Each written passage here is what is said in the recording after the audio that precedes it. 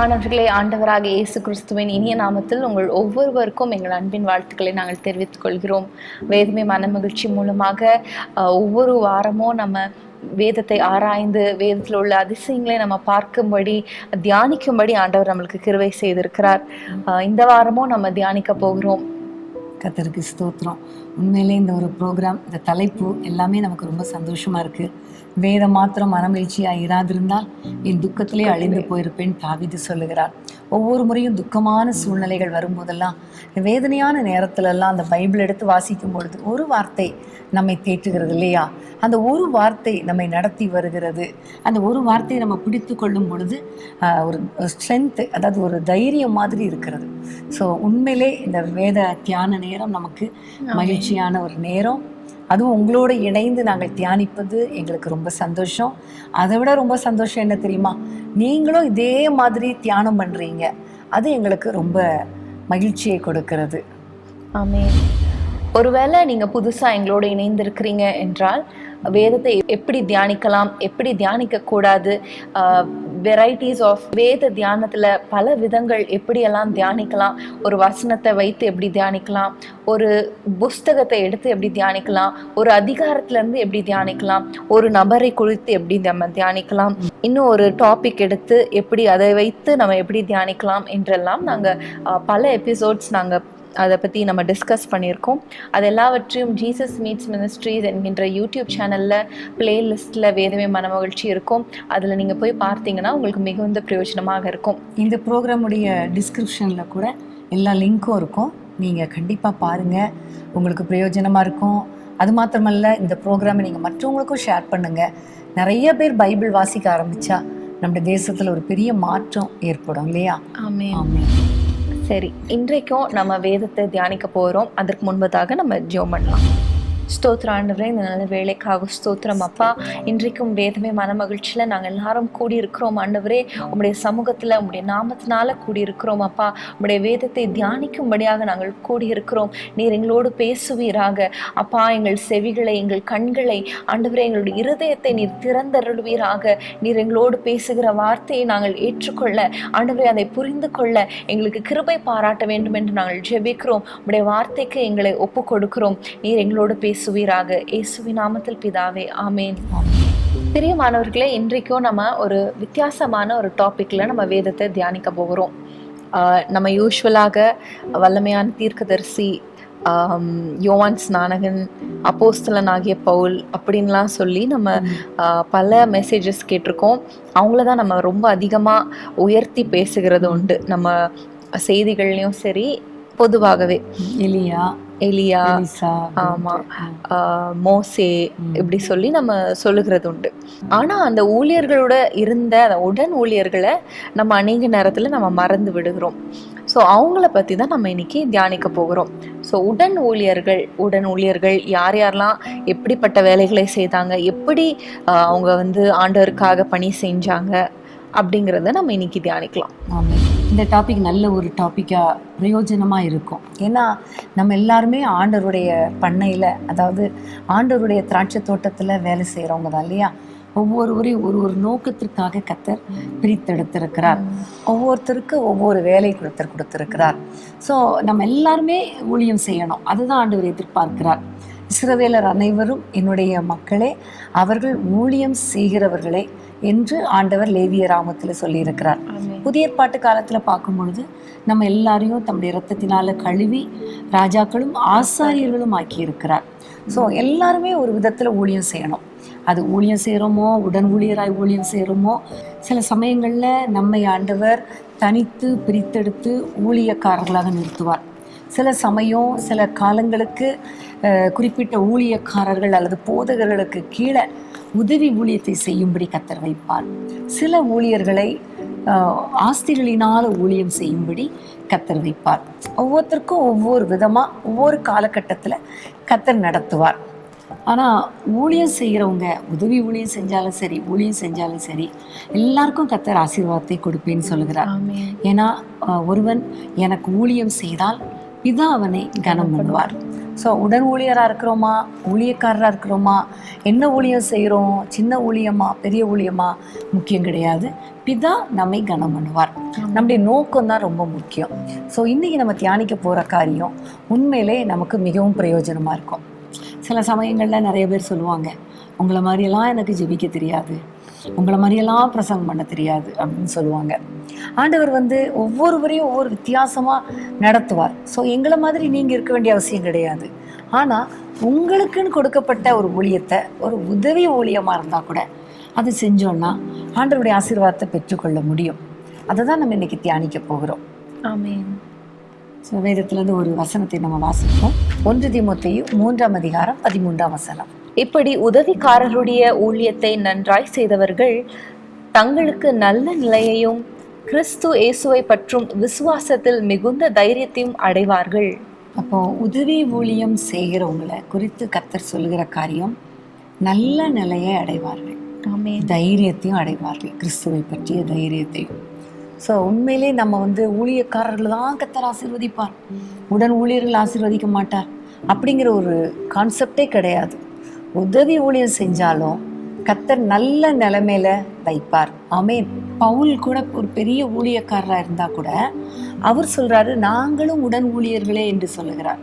அந்த வசனத்தை நம்ம வாசிக்கலாமா? 1 கொரிந்தியர் 3ஆம் அதிகாரம் 9ஆம் வசனம். நாங்கள் தேவனுக்கு உடன் வேலையாட்களாய் இருக்கிறோம், நீங்கள் தேவனுடைய பண்ணையும் தேவனுடைய மாளிகையுமா இருக்கிறீர்கள். ஆமென். இங்கே பவுல் சொல்லுகிறார், நாங்கள் உடன் ஊழியர்களாக இருக்கோம். நம்ம நினைப்போம் பவுல் எவ்வளோ பெரிய ஊழியக்காரர் அப்படின்னு சொல்லிட்டு, பட் அவரே சொல்றாரு, நாங்கள் உதவி ஊழியர்களாய், உடன் ஊழியர்களாக இருக்கிறோம், கோவர்க்கர். ஸோ ஆண்டவரோடு கூட இணைந்து ஊழியம் செய்கிறார். அப்போது நம்முடைய வாழ்க்கையிலையும் ஒரு சின்ன ஊழியம் செஞ்சால் கூட அது ஆண்டவருக்கு ஊழியம் செய்வது, அது மாத்திரமல்ல ஊழியக்காரர்களுக்கு ஊழியம் செய்வது எல்லாமே கனத்தையும் ஆசீர்வாதத்தையும் கொண்டு வரும். ஸோ இன்றைக்கி ஏதோ ஒரு விதத்தில் நம்ம ஆண்டவருக்கு பிரயோஜனமாக இருக்கணும். யாரெல்லாம் உதவி ஊழியம் செஞ்சாங்களோ அவங்களை கர்த்தர் எப்படி பயன்படுத்தினார், எப்படி ஆசீர்வதித்தார் அப்படிங்கிறதையும் பார்க்க போகிறோம். அதே வேளையில் உதவி ஊழியக்காரர்கள் வழி விலகி போனதையும் நம்ம பார்க்க போகிறோம். சரியா? ஓகே. ஸோ உதவி ஊழியக்காரர்கள் அப்படின்னு சொல்லும்போது முதலாக உதவி ஊழியக்காரராக இருந்தது யார் அப்படின்னு பார்த்தோம்னா, மோசேக்கு அவருடைய பிரதர் ஆகிய ஆரோன், மோசேக்கு அவருடைய அண்ணனாகிய ஆரோன் ஒரு உதவி ஊழியராக இருந்தார். மோசேயை எகிப்து தேசத்துக்கு போ அப்படின்னு சொல்லும்போது மோசேக்கு அவர் கூட இருந்து எல்லாவற்றையும் செய்வார், அவனுக்கு வாயாய் இருப்பான் அப்படின்னு சொல்லி ஆண்டவர் சொல்லுகிறத நம்ம பார்க்கிறோம். கரெக்டு. ஃபஸ்ட்டு ஆதியாகமத்துலலாம் ஃபுல்லாக பார்த்தா முற்பிதாக்களை குறித்து அவங்களுடைய வரலாறை குறிக்கிறது. அப்புறம் ஊழியம் அப்படின்னு செய்யும்போது மோசஸ் தான் முதலாக பைபிளில் ஊழியம் செஞ்சதை நம்ம பார்க்குறோம். ஏன்னா ஆண்டவர் அழைக்கிறார், ஒரு குறிப்பிட்ட பணிக்காக அழைக்கிறார். இஸ்ரவேல் புத்திரரை விடுதலையாக்கும்படி எகிப்திலிருந்து வெளியே கொண்டு வருகிற அந்த பணிக்கு அழைக்கிறார். அதே போல் தான் இன்றைக்கும் ஒவ்வொருவரையும் வெளியே கொண்டு வருவதற்கு, பாவமாகிய எகிப்திலிருந்து வெளியே கொண்டு வருவதற்கு ஊழியக்காரர்களை கர்த்தர் கருவிகளாய் பயன்படுத்துகிறார். நம்ம கூட பாருங்கள், ஏதோ ஒரு ஊழியக்காரருடைய வார்த்தையை கேட்டு அந்த ஊழியத்தின் மூலம், அந்த செய்தியின் மூலமாக தொடப்பட்டு தானே இன்றைக்கி நம்ம ஊழியக்காரர்களாய், கிறிஸ்தவர்களாய், விசுவாசிகளாய் நம்ம இருக்கிறோம். அப்போ அதே மாதிரி தான் மோசேயை கர்த்தர் அழைத்தார் இஸ்ரவேல் ஜனங்களுக்காக ஒரு ஊழியக்காரராய். ஆனால் 3ஆம் அதிகாரத்தில் அவ்வளோ தரிசனம், முச்செடி தரிசனத்தை கொடுத்து நான் கூட இருக்கிறேன், உன்னை அழைக்கிறேன், அவ்வளோ கர்த்தர் வாக்கு கொடுத்தா கூட 4ஆம் அதிகாரத்தில் அவர் சொல்கிறாரு, நான் திக்குவாயாக இருக்கிறேனே, மந்தனாவாக இருக்கிறேனே, என்னால் எப்படி பார்வோன்கிட்ட போய் பேச முடியும்? எவ்வளோ சொல்லி பார்த்தாரு, நான் உன் கூட இருக்கேன்ப்பா, நீ எனக்கு வாயா மட்டும் இரு, நான் உன் வாயில் போடுற வார்த்தையை பேசுன்னா கேட்கல, எனக்கு யாரையாவது அனுப்பும், என்னால் முடியாது இப்படியே சொன்ன உடனே அப்போ தான் ஆண்டவர் சொல்லுகிறாரு, யாத்திராகமம் 4ஆம் அதிகாரம் 14ஆம் வசனத்தை வாசிப்போமா? அப்பொழுது கர்த்தர் மோசேயின் மேல் கோபம் கொண்டவராகி, லேவியனாகிய ஆரோன் உன் சகோதரன் அல்லவா, அவன் நன்றாய் பேசுகிறவன் என்று அறிவேன், அவன் உன்னை சந்திக்க புறப்பட்டு வருகிறான், உன்னை காணும் போது அவன் இருதயம் மகிழும். அடுத்த வசனம் வாசிக்கலாமா? நீ அவனோட பேசி அவன் வாயில் வார்த்தைகளை போடு, நான் உன் வாயிலும் அவன் வாயிலும் இருந்து நீங்கள் செய்ய வேண்டியதை உங்களுக்கு உணர்த்துவேன். அடுத்த வசனம், அவன் உனக்கு பதிலாக ஜனங்களோட பேசுவான், இவ்விதமாய் அவன் உனக்கு வாயாக இருப்பான், நீ அவனுக்கு தேவனாக இருப்பாய். ஆமென். ரொம்ப அருமையா உடன் ஊழியரை ஆண்டவரை தெரிந்தெடுத்து சரியான நேரத்துல மோசேக்கு கர்த்தர் கொண்டு வந்து கொடுக்கறத நம்ம பார்க்கிறோம். ஆமென். இந்த இடத்துல நம்ம வாசிக்கிறோம், ஆரோனுக்கு தேவனாய் இருப்பாய் அப்படின்னு சொல்லி நம்ம வாசிக்கிறோம். ஆரோன் வந்து மோசையை விட எல்டர் இல்லையா, அவங்களோட அண்ணன். ஆனா இங்க தேவனாய் இருப்பாய் அப்படின்னு சொல்லும்போது அங்க ஆரோன் வந்து அர்ப்பணிக்கிறாங்க கர்த்தருக்கென்று. மோசேக்கு உடன் ஊழியராக வேலை செய்யறதற்கு அவங்க அர்ப்பணிக்கிறதையும் நம்ம அங்க பார்க்கிறோம். அது அங்க குறிப்பிடப்படலைனாலும் பிற்பாடு வாசிக்கிறதுல இருந்து நம்ம புரிந்து கொள்ள முடிகிறது. அவங்க அந்த பார்வோனுடைய அரண்மனைக்கு போகும்போதெல்லாம் இவங்க கூடயே போய் இவங்க சொல்றதெல்லாம் அவங்க சொல்லுகிறத நம்ம பார்க்கிறோம். ஸோ அங்க வந்து நான் வந்து எல்டர், நான் வந்து நீ என்னோட தம்பி, நீ என்னோட இளையவன், நான் எப்படி உனக்கு ஊழியம் செய்கிறது என்று அவங்க எண்ணாம ஆண்டவருடைய அழைப்புக்கு அவங்க வந்து he committed to the call. Correct. இன்னைக்கு சீனியாரிட்டி அது இது பார்த்துட்டு தான் நிறைய பேருக்கு ஊழியத்துல கீழ்ப்படிறதுக்கு மனசு இல்லை. ஸோ சிறியவனா இருந்தாலும் சரி, நம்ம அவருக்கு கீழே இருக்கிறோன்னா கண்டிப்பா நம்ம வந்து கீழ்ப்படியணும். ஏன்னா அவர் தேவனுடைய ஊழியக்காரர். அவர் வந்து கிட்டத்தட்ட பார்த்தா லார்டு மாதிரி மாஸ்டரா வச்சிருக்கிறார் ஆண்டவர். ஆமா. இதை நம்ம பேசி கொண்டிருக்கும் போது மோசே நான் திக்குவாய், நான் என்ன அனுப்பாதீங்க அப்படின்னு சொல்லும்போது ஃபியூ இயர்ஸ் பேக் நான் கூட இப்படி தான் வந்து நான் பாட மாட்டேன், நான் ஸ்டேஜ்க்கே வரமாட்டேன், நான் வந்து மீட்டிங்ஸ் எல்லாமே அட்டென்ட் பண்ணுவேன், பின்னாடி உட்காந்துருப்பேன், இல்லைனா அந்த ஃப்ரண்ட் ரோவில் உட்காந்துட்டு நான் மீட்டிங் முடிச்சோடனே நான் கிளம்பி வீட்டுக்கு போயிடுவேன். மற்ற ஆஃபீஸ் ஒர்க்கில் மட்டும் நான் இன்வால்வ்டாக இருப்பேன். ஸோ அந்த டைமில் வந்து நான் பாடவே வரமாட்டேன். ஏன்னா எனக்கு ரொம்ப ஷையாக இருக்கும் ஸ்டேஜில் வரத்துக்கு. என்னால் நல்லா பாட முடியுமான்னு தெரியாது, கான்ஃபிடென்ஸே இருக்காது. அப்பொழுது தான் நான்சின்னு ஒரு அக்கா, அவங்களுக்கு தெரியும் இல்லையா, அவங்க வந்து நம்ம ஊழியத்தில் பாடுவாங்க. அவங்க வந்து என்னை பயங்கரமாக என்கரேஜ் பண்ணுவாங்க. நீ வந்து சும்மா என் கூட நில்லு, சும்மா மைக்கு பிடிச்சிக்கோ, நான் பாடுறேன், நீ வந்து சும்மா நில்லு அப்படின்னு சொல்லி சும்மா தான் நான் போய் நின்று அவங்க பாடுவாங்க. சும்மா நான் வந்து என்னோடய வாய்ஸ் கேட்க கூட கேட்காது, அப்படி தான் நான் பாட ஆரம்பித்தேன். ஸோ அவங்க வந்து எனக்கு பிக்கெஸ்ட் சப்போர்ட். எப்படி வந்து மோசேக்கு வந்து ஆரோன் வந்து கூடவே இருந்து அவங்கள வந்து அவ்வளோ பெரிய இஸ்ரவேல் ஜனங்களை நடத்துகிறதற்கு ஹெல்ப் பண்ணாங்களோ, இப்பொழுது நான் இவ்வளோ தூரம் நான் வந்து பாடுறேன் அப்படின்னா டெஃபினட்டாக ஆண்டவருக்கு மகிமை.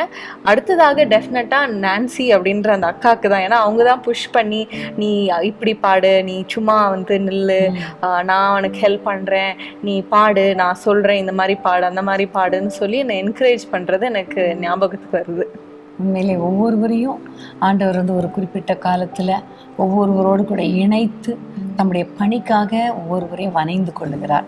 உண்மையாகவே ஆண்டவர் வந்து ஒவ்வொருவரையும் ஒவ்வொரு காலகட்டத்தில் ஒவ்வொருவருக்கு உதவியாக வச்சு அவர்கள் மூலமாக நம்ம முன்னேறதுக்கு கர்த்தருக்கு ஊழியம் செய்வதற்கு கர்த்தர் தெரிந்தெடுக்கிறார். அதற்காக நம்ம ஆண்டவருக்கு ரொம்ப ஸ்தோத்திரம் பண்ணணும். அதே வேளையில் நம்மளும் மற்றவர்களுக்கு உதவியாக இருந்து தேவனுடைய ஊழியத்தை செய்வதற்கு நம்மை அர்ப்பணிக்க வேண்டும். நான் பெரியவன், நீ பெரியவன் அப்படிலாம் பார்க்காம கர்த்தருக்காக எதையாவது செய்வதற்கு, யாரோடாவது இணைந்து ஜெபிப்பதற்கோ அல்லது ட்ராக்ஸ் மினிஸ்ட்ரி பண்ணுறதுக்கோ அல்லது இப்படி பாடுகிற ஊழியத்தை செய்வதற்கோ ஏதோ ஒரு விதத்தில் நான் உதவியாக இருக்கணும், உதவி ஊழியருடைய வேலையை செய்யணும்னு அர்ப்பணிக்கும் பொழுது கண்டிப்பாக உங்கள் வாழ்க்கையில் பெரிய காரியங்களை செய்வார். இந்த ஆரோனை குறித்து பார்க்கும் பொழுது இவ்வளோ அர்ப்பணித்ததுனால பின்னாடி எண்ணாகமத்தில் பார்க்கும் பொழுது 12 பேருடைய கோல், 12 கோத்திரத்தில் உள்ள மக்களுடைய பெயரை எழுதி கோல் வச்சிருப்பாங்க. ஆனால் அந்த ஒரு இரவில் காலையில் ஒரு இரவு கழித்து காலையில் பார்க்கும் பொழுது ஆரோனுடைய கோல் மட்டும் துளிர்த்து பூ பூத்து காய் காய்த்து பழமாகி இருக்கிறத நம்ம பார்க்கலாம். ஸோ அது எதை குறிக்கிறது? கர்த்தருக்கு உதவி ஊழியம், அதாவது கர்த்தருக்கு ஊழியம் ஒரு உதவி ஊழியமாக செய்யும் பொழுது கர்த்தர் அவரை கனம் பண்ணுகிறார்.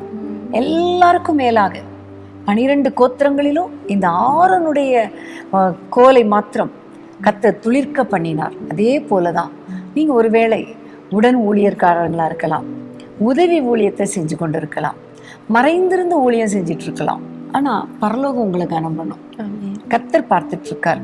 ஏதோ ஒரு விதத்துல உங்களை உயர்த்துவார். ஆமென்.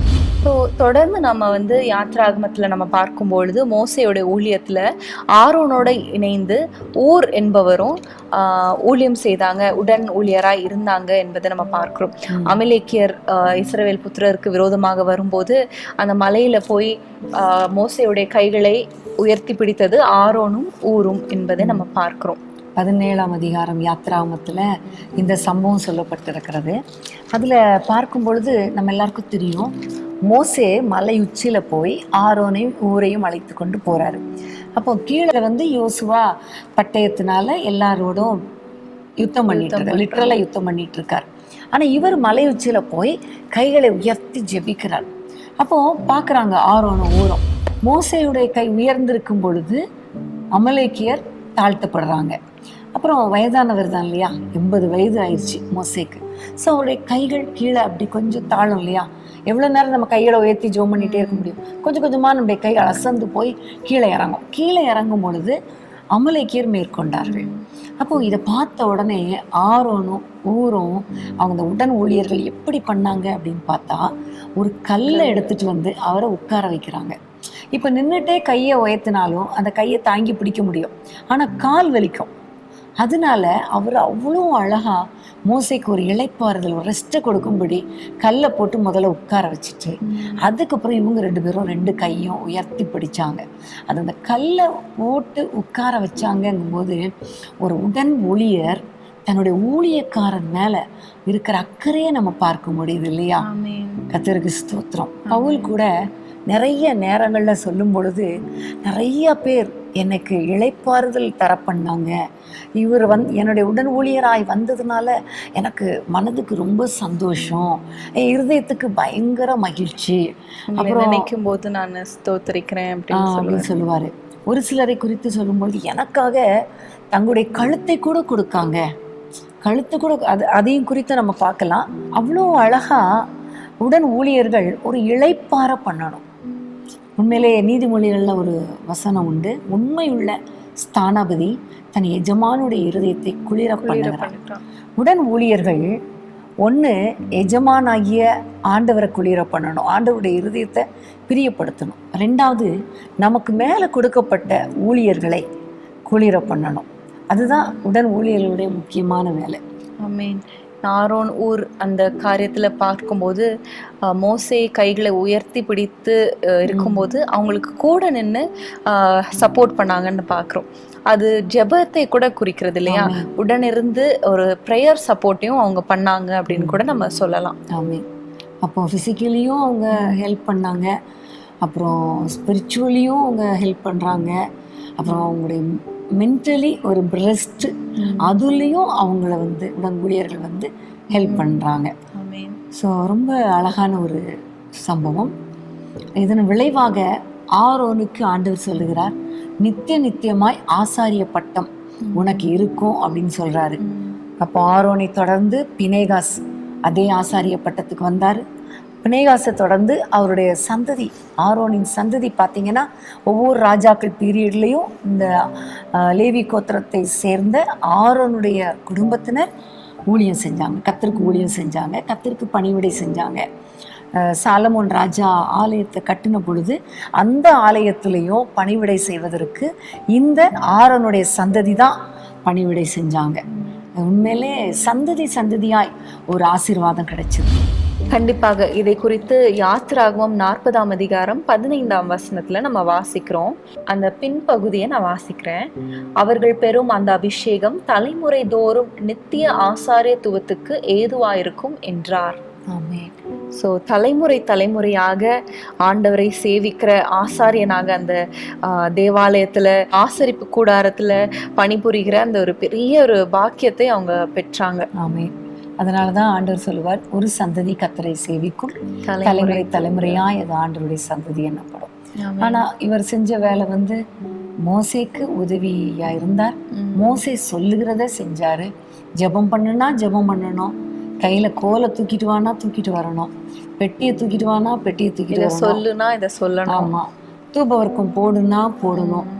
வாதை வந்த பொழுது செத்தவர்களுக்கும் உயிரோடு இருக்கிறவர்களுக்கும் நடுவில் தூபவர்க்கத்தை போட்டுட்டு நில்லுனா நிற்கணும். எல்லாமே மோசேக்கு ஆண்டவர் சொல்லுவார், மோசே ஆரோனுக்கு சொல்லுவார், கீழ்ப்படிவார். டைரக்டாக இன்னும் அவர் ஆண்டவரோடு கூட பேசின மாதிரி சில இடங்கள் இருக்கும்.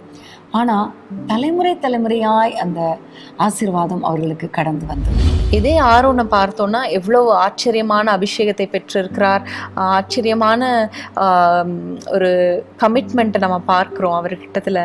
ஆனால் மோசே மலையில் வர தாமதம் ஆகும்போது மக்கள், இஸ்ரவேல் ஜனங்கள் எல்லாரும் நம்மளை நடத்தி வந்த தெய்வம் யார் அப்படின்னு கேட்கும்போது அந்த பொன் ஆபரணங்கள் எல்லாவற்றையும் வைத்து ஒரு கன்றுக்குட்டியை செய்து மக்களை திசை திருப்பிய ஒரு ஆரோனாகவும் நம்ம பார்க்கிறோம் இல்லையா? அவரிடத்திலும் சில பேட் கேரக்டர் காணப்பட்டுச்சு. பட் ஆண்டவர் அதையும் மன்னிச்சிட்டாரு. காரணம் மோசே ஜெபித்தார், மன்னி ஆண்டவரே இந்த ஜனங்களை அப்படின்னு அழுது கெஞ்சி பிரார்த்தித்தனால ஆரோனுக்கு ஒரு விடுதலை கிடைச்சது, மன்னிப்பு கிடைச்சது. அதே மாதிரி இன்னொரு சந்தர்ப்பத்தில் பார்க்கும் பொழுது மோசேக்கு விரோதமாக ஆரோனும் அவனுடைய சகோதரியாகிய மீரியாமோடு சேர்ந்து முறுமுறுப்பாங்க. அப்போ முறுமுறுக்கும் போதும் அந்த நேரத்துலையும் எப்படியோ இவர் ஆசாரி அபிஷேகம் பெற்றதுனால இவர் தப்பிட்டாரு. ஆனால் மீரியாமுக்கு வெண்குஷ்டம் வந்துருச்சு. அதுக்கப்புறம் மோசே அவங்களுக்கும் ஜெபம் பண்ணி அந்த பாவத்திலேருந்து, அந்த வியாதியிலேருந்து கர்த்தர் விடுதலை கொடுத்தார். அந்த சாபத்திலேருந்து விடுதலையை கர்த்தர் கொடுத்தார். ஸோ மோசேக்கு ஆரோன் ஊர் மாத்திரமல்ல, யோசுவா என்ற ஒரு உடன் ஊழியர் இருந்தாருன்னு எல்லாருக்கும் தெரியும் இல்லையா? எப்படின்னா அவரை குறித்து சொல்லும்போது யாத்ரா 33ஆம் அதிகாரத்தில் யோசுவா என்னும் பணிவிடைக்காரன் என்று சொல்லப்பட்டிருக்கிறது. வாலிபன். அப்போ முதலாக யோசுவாவை பற்றி பார்க்குற இடம் யாத்ராமும் 17ஆம் அதிகாரத்தில் தான். ஆரோனும் ஊரும் மலையுச்சியில் தாங்கி பிடித்தாங்க. அதே வேளையில் அவருடைய வார்த்தையை கேட்டு பட்டை கருக்கினால லிட்ரலாக யுத்தம் பண்ணது யோசுவா அமலேக்கியரோடு. ஸோ பயங்கரமாக யுத்தம் பண்ணி ஒரு ஜெயத்தை பெற்றுக்கொள்கிறார். ஊழியக்காரர் மேலேருந்து ஜெபிக்கிறாரு. அவருக்கு தாங்குதலாக ஆரோனும் ஊரும் இருக்காங்க. அதுக்கு கீழே சப்போர்ட்டிவாக இவர் யுத்தம் பண்ணி ஜெயிக்கிறத நம்ம பார்க்குறோம். உண்மையாகவே நம்ம அதை பார்க்கும்போது இஸ்ரவேல் ஜனங்களுக்கு விரோதமாக அமலேக்கியர் வரும்போது இஸ்ரவேல் ஜனங்களுக்கு யுத்தத்தில் அவங்களுக்கு எந்த ஒரு எக்ஸ்பீரியன்ஸுமே கிடையாது. ஆனால் அந்த நேரத்தில் யோசுவா அவங்களுக்காக யுத்தம் பண்ணினார். மோசே மேலேருந்து ஆரோனும் ஊரும் எல்லாரும் இணைந்து ஜெபித்தாங்க. அதில் ஒரு பெரிய ஒரு வெற்றி பார்த்தாங்க. இதை பார்க்கும்போது தான் எனக்கு இன்னொரு ஞாபகம் வருது, இன்னொரு காரியம் ஞாபகத்துக்கு வருகிறது. ஃபஸ்ட்டு யுத்தம் இதுதான். கடைசியில் கானானுக்குள்ளே போகும்போது நெடுநாள் யுத்தம் பண்ணி யோசுவா 31 ராஜாக்களோ வென்று அந்த இடத்தை பிடித்து எல்லாருக்கும் சுதந்திரமாக பங்கிட்டு கொடுத்தான்னு பார்க்குறோம். ஸோ இந்த மோசேக்கு கீழே இருந்து அவர் அந்த யுத்தத்தை கற்றுக்கொண்டார். ஆமென். ஸோ யோசுவாவை குறித்து நம்ம பார்க்கும்போது அவர் யுத்தம் செய்கிறவராக மாத்திரம் இல்லை, அவரை குறித்து நம்ம இன்ட்ரடக்ஷனாக பார்க்கும் பொழுதே அவரை குறித்து பைபிள் இன்ட்ரடியூஸ் பண்ணுகிறதே ரொம்ப ஒரு வித்தியாசமாக, ரொம்ப ஒரு ஆச்சரியமான ஒரு கேரக்டராக நம்ம பார்க்குறோம். அது யாத்ராகமம் 33:11 நம்ம வாசிக்கலாம். நூனின் குமாரனாகிய யோசுவா என்னும் அவனுடைய பணிவிடைக்காரனாகிய வாலிபன் ஆசரிப்பு கூடாரத்தை விட்டு பிரியாதிருந்தான். ஸோ ஆண்டவரோட இணைந்து ஆண்டவரோட பேசுகிறதற்கு தான் அந்த ஆசரிப்பு கூடாரத்துக்கு போவாங்க. ஸோ ஆண்டவரிடத்திலே பேசிக்கொண்டே இருக்கிற ஒரு வாலிபனாய் காணப்பட்டார். உடன் ஊழியர்கள் அப்படின்னு சொல்லும்போது ஆரோன், ஊர் அவங்களாம் கண்டிப்பாக வயசானவங்களா இருப்பாங்க அப்படின்ற ஒரு இமேஜ் பிரேக் பண்ணி ஒரு வாலிபனும் ஊழியத்தில் இணைந்து ஆண்டவருடைய ஊழியக்காரர்களுக்கு ஒரு பணிவிடைக்காரனாக, யுத்தத்தில் முன்னின்று நடத்துகிறவனாக தன்னை அர்ப்பணித்ததை நம்ம பார்க்குறோம். மற்ற வாலிபர்களைப் போல உலக காரியங்களில் அவங்களுடைய ஃபாதர், அவங்களோட அம்மா அப்பா, அவங்க சொந்த காரியங்களில் கவனம் செலுத்தாமல் ஆண்டவருக்கு அடுத்த காரியங்களில் இவர் வாலிபனாக இருந்தாலும் கவனம் செலுத்தி ஜனங்களுக்காக இல்லையா, இஸ்ரவேல் ஜனங்களை மீட்டு கொண்டு போகணும் அப்படிங்கிற அந்த பாரம் உடையவராய் இருந்தார். ஆமென். அடுத்தது தேவ பிரசன்னத்தை காத்து கொண்டார். எப்பொழுதுமே தேவனுடைய சமூகத்தில் காத்திருந்ததை பார்க்குறோம். மோசே இருக்கிற வரைக்கும் மோசையோடு இருந்து அவர் சொல்லுகிறபடி கீழ்ப்படுகிறார். மோசே வீட்டுக்கு போன உடனே இவர் அந்த தேவ பிரசன்னத்துல இருக்கிறார். ஸோ உடன் ஊழியர்கள் எப்போ தேவனுடைய ஊழியக்காரர் பேசுவாங்கன்னு கேட்குறது ஒரு பக்கம், அவர் என்ன சொல்கிறாரோ அதை செய்யணுங்கிறது ஒரு பக்கம் இருந்தாலும், எல்லாவற்றுக்கும் மேலாக நம்ம தனிப்பட்ட விதத்தில் தேவனோடு காத்திருக்கணும், தேவ பிரசன்னத்தில் இருக்கணும், அவர் என்ன சொல்லுகிறாருங்கிறதையும் கேட்கணும். அது ரொம்ப இம்பார்ட்டண்ட்டான காரியம். ஆமீன். ஸோ மோசேயோட உடன் ஊழியர்களாகிய ஆரோன், ஊர் மற்றும் யோசுவாவை பார்த்தோம். ஆரோனோட கேரக்டர்ஸ் அப்படின்னு பார்த்தோம் என்றால், ஆரோன் மோசேக்கு ஒரு சப்போர்ட்டிவாக இருந்தார். அவரால் பேச முடியாது, அவர் ரொம்ப கஷ்டத்தோடு மோசே பார்வோன் இடத்துல போய் பேசி என்னால் இஸ்ரவேல் ஜனங்களை கொண்டு வர முடியாது அப்படின்னு சொல்லி ஒரு தாழ்வு மனப்பான்மையாக இருக்கும்போது அவங்களுக்கு ஒரு ஒரு ஒரு டெஃபினட்டாக ஒரு சப்போர்ட்டிவாக, ஒரு பில்லர் ஆஃப் சப்போர்ட்டிவாக ஆரோன் இருந்தார். அது மாத்திரமல்ல, மலையின் மேலே கைகளை உயர்த்தி பிடித்து ஒரு ஜெப ஊழியத்தை மாத்திரமல்ல ஒரு சப்போர்ட்டிவாக இருந்தார். ஊழியக்காரருடைய நலத்தை விரும்புகிற ஒரு உடன் ஊழியராக ஆரோனும் இருந்தாங்க அப்படின்னு பார்த்தோம். அது மாத்திரமல்ல, யோசுவாவை குறித்து பார்க்கும்போது ஆண்டவருடைய பிரசனத்தை விட்டு விலகாத ஒரு வாலிபனாக இருந்தார். வாலிப காலத்திலும் தன்னுடைய ஜனங்களுக்காக, ஆண்டவருக்காக ஊழியம் செய்யணும் என்ற ஒரு அர்ப்பணிப்பை நம்ம பார்க்கிறோம். ஆமே. அப்படி இருந்ததுனால தான் உபாகமம் கடைசி அதிகாரத்தில் பார்க்கும்பொழுது இந்த யோசுவா மேலே ஆண்டவர் சொல்லுகிறார், மோசே உன் கையை வை, உன்னிடத்தில் இருக்கிற கனத்தை ஞானத்தை அவனுக்கு கொடு, நான் அவனை அபிஷேகம் பண்ணுவேன், உனக்கு பிறகு அவன் ஜனங்களை வழிநடத்தி செல்வான் என்று கர்த்தர் மோசேக்கு பிறகு இந்த யோசுவாவை ஒரு பெரிய ஊழியக்காரனாய் கர்த்தர் எடுத்து பயன்படுத்தினார். இந்த யோசுவா தான் மோசேயுடைய அபிஷேகத்தை பெற்று, கர்த்தருடைய அபிஷேகத்தை பெற்று, ஞானத்தை பெற்று, கர்த்தருடைய ஜனங்களை யோர்தானை கடந்து, அப்புறம் எரிகோவை கடந்து, ஆயி பட்டணத்தை கடந்து இஸ்ரவேல் தேசத்துக்குள்ளே கொண்டு போய் அங்கேயும் யுத்தம் பண்ணி அந்த இடங்களெல்லாம் சுதந்திரமாக கிடைக்கும்படி கிருபை பாராட்டினார். ஸோ அவ்வளோ பெரிய ஊழியத்தை இந்த யோசுவா செய்தார். தனியாக நின்று செய்ததற்கு காரணம், மோசேயோ கைகளின் கீழே அடங்கி இருந்து அவர் ஊழியத்தை கற்றுக்கொண்டது, தேவனுடைய சமூகத்தை விட்டு பிரியாமல் இருந்து அவருடைய அபிஷேகத்தை பெற்றுக்கொண்டது தான். ஆமென். உண்மையிலே உடன் ஊழியர்களாக இருக்கிறவங்களுக்கு ஆசீர்வாதம் கிடைக்குமா, நல்ல நிலைமை வருமா அப்படின்னா, அந்த வசனம் நம்ம வாசித்தோமே தீமோத்தேயில, அந்த வசனம் டெஃபினட்டாக உண்மை.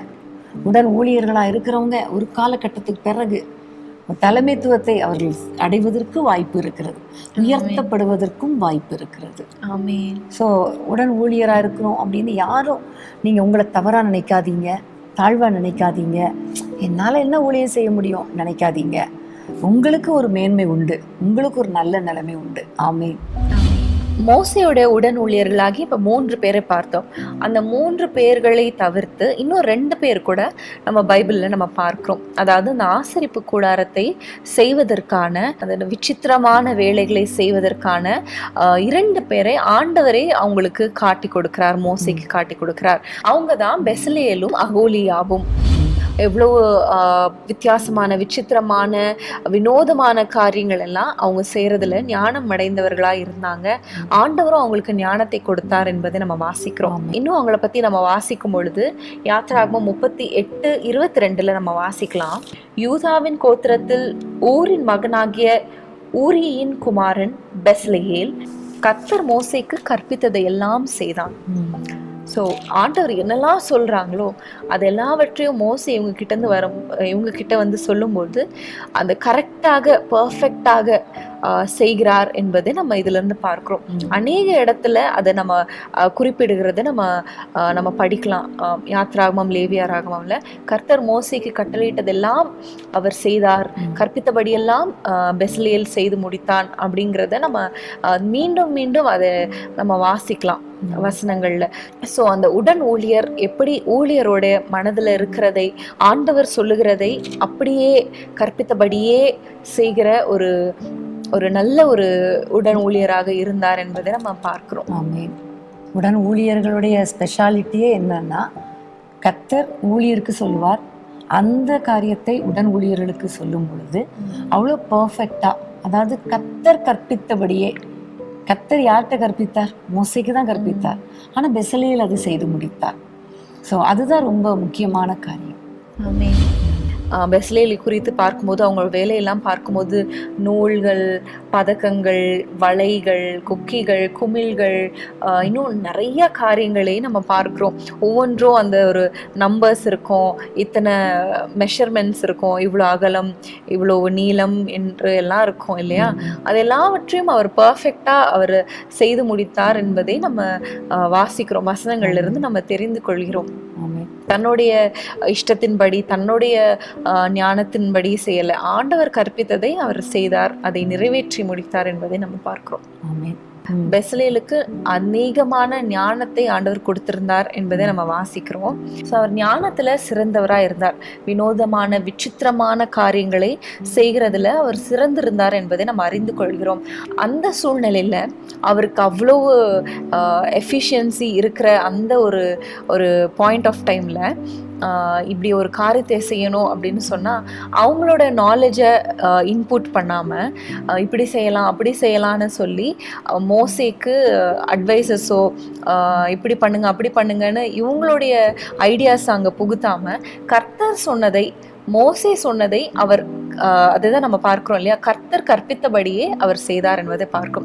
தன்னுடைய இஷ்டத்தின்படியோ, தன்னுடைய எனக்கு நல்லா தெரியும், எனக்கு இன்னும் நிறையா தெரியும், இப்படி பண்ணலாம் அப்படி பண்ணலாம், இதை விட இது நல்லா இருக்கும், நீ இப்படி பண்ணுங்க அப்படின்னு அவளுடைய அட்வைஸ் கொடுக்காம ஆண்டவர் சொன்னதை மாத்திரம் செய்த அந்த பர்ஃபெக்டான ஒரு உடன் ஊழியராக இருந்தார் என்பதையும் நம்ம அங்கேருந்து கற்றுக்கொள்கிறோம். நீ இப்படி சொல்லும்போது எனக்கு திடீர்னு ஒரு ஞாபகத்துக்கு வருகிறது. ஒரு கணவனையும் மனைவியும் கூட ஆண்டவர் ஒரு ஏற்ற துணையாக, ஒரு உடன் ஊழியக்காரியாகத்தான் கணவருக்கு கர்த்தர் ஏற்படுத்தி கொடுக்கிறார்.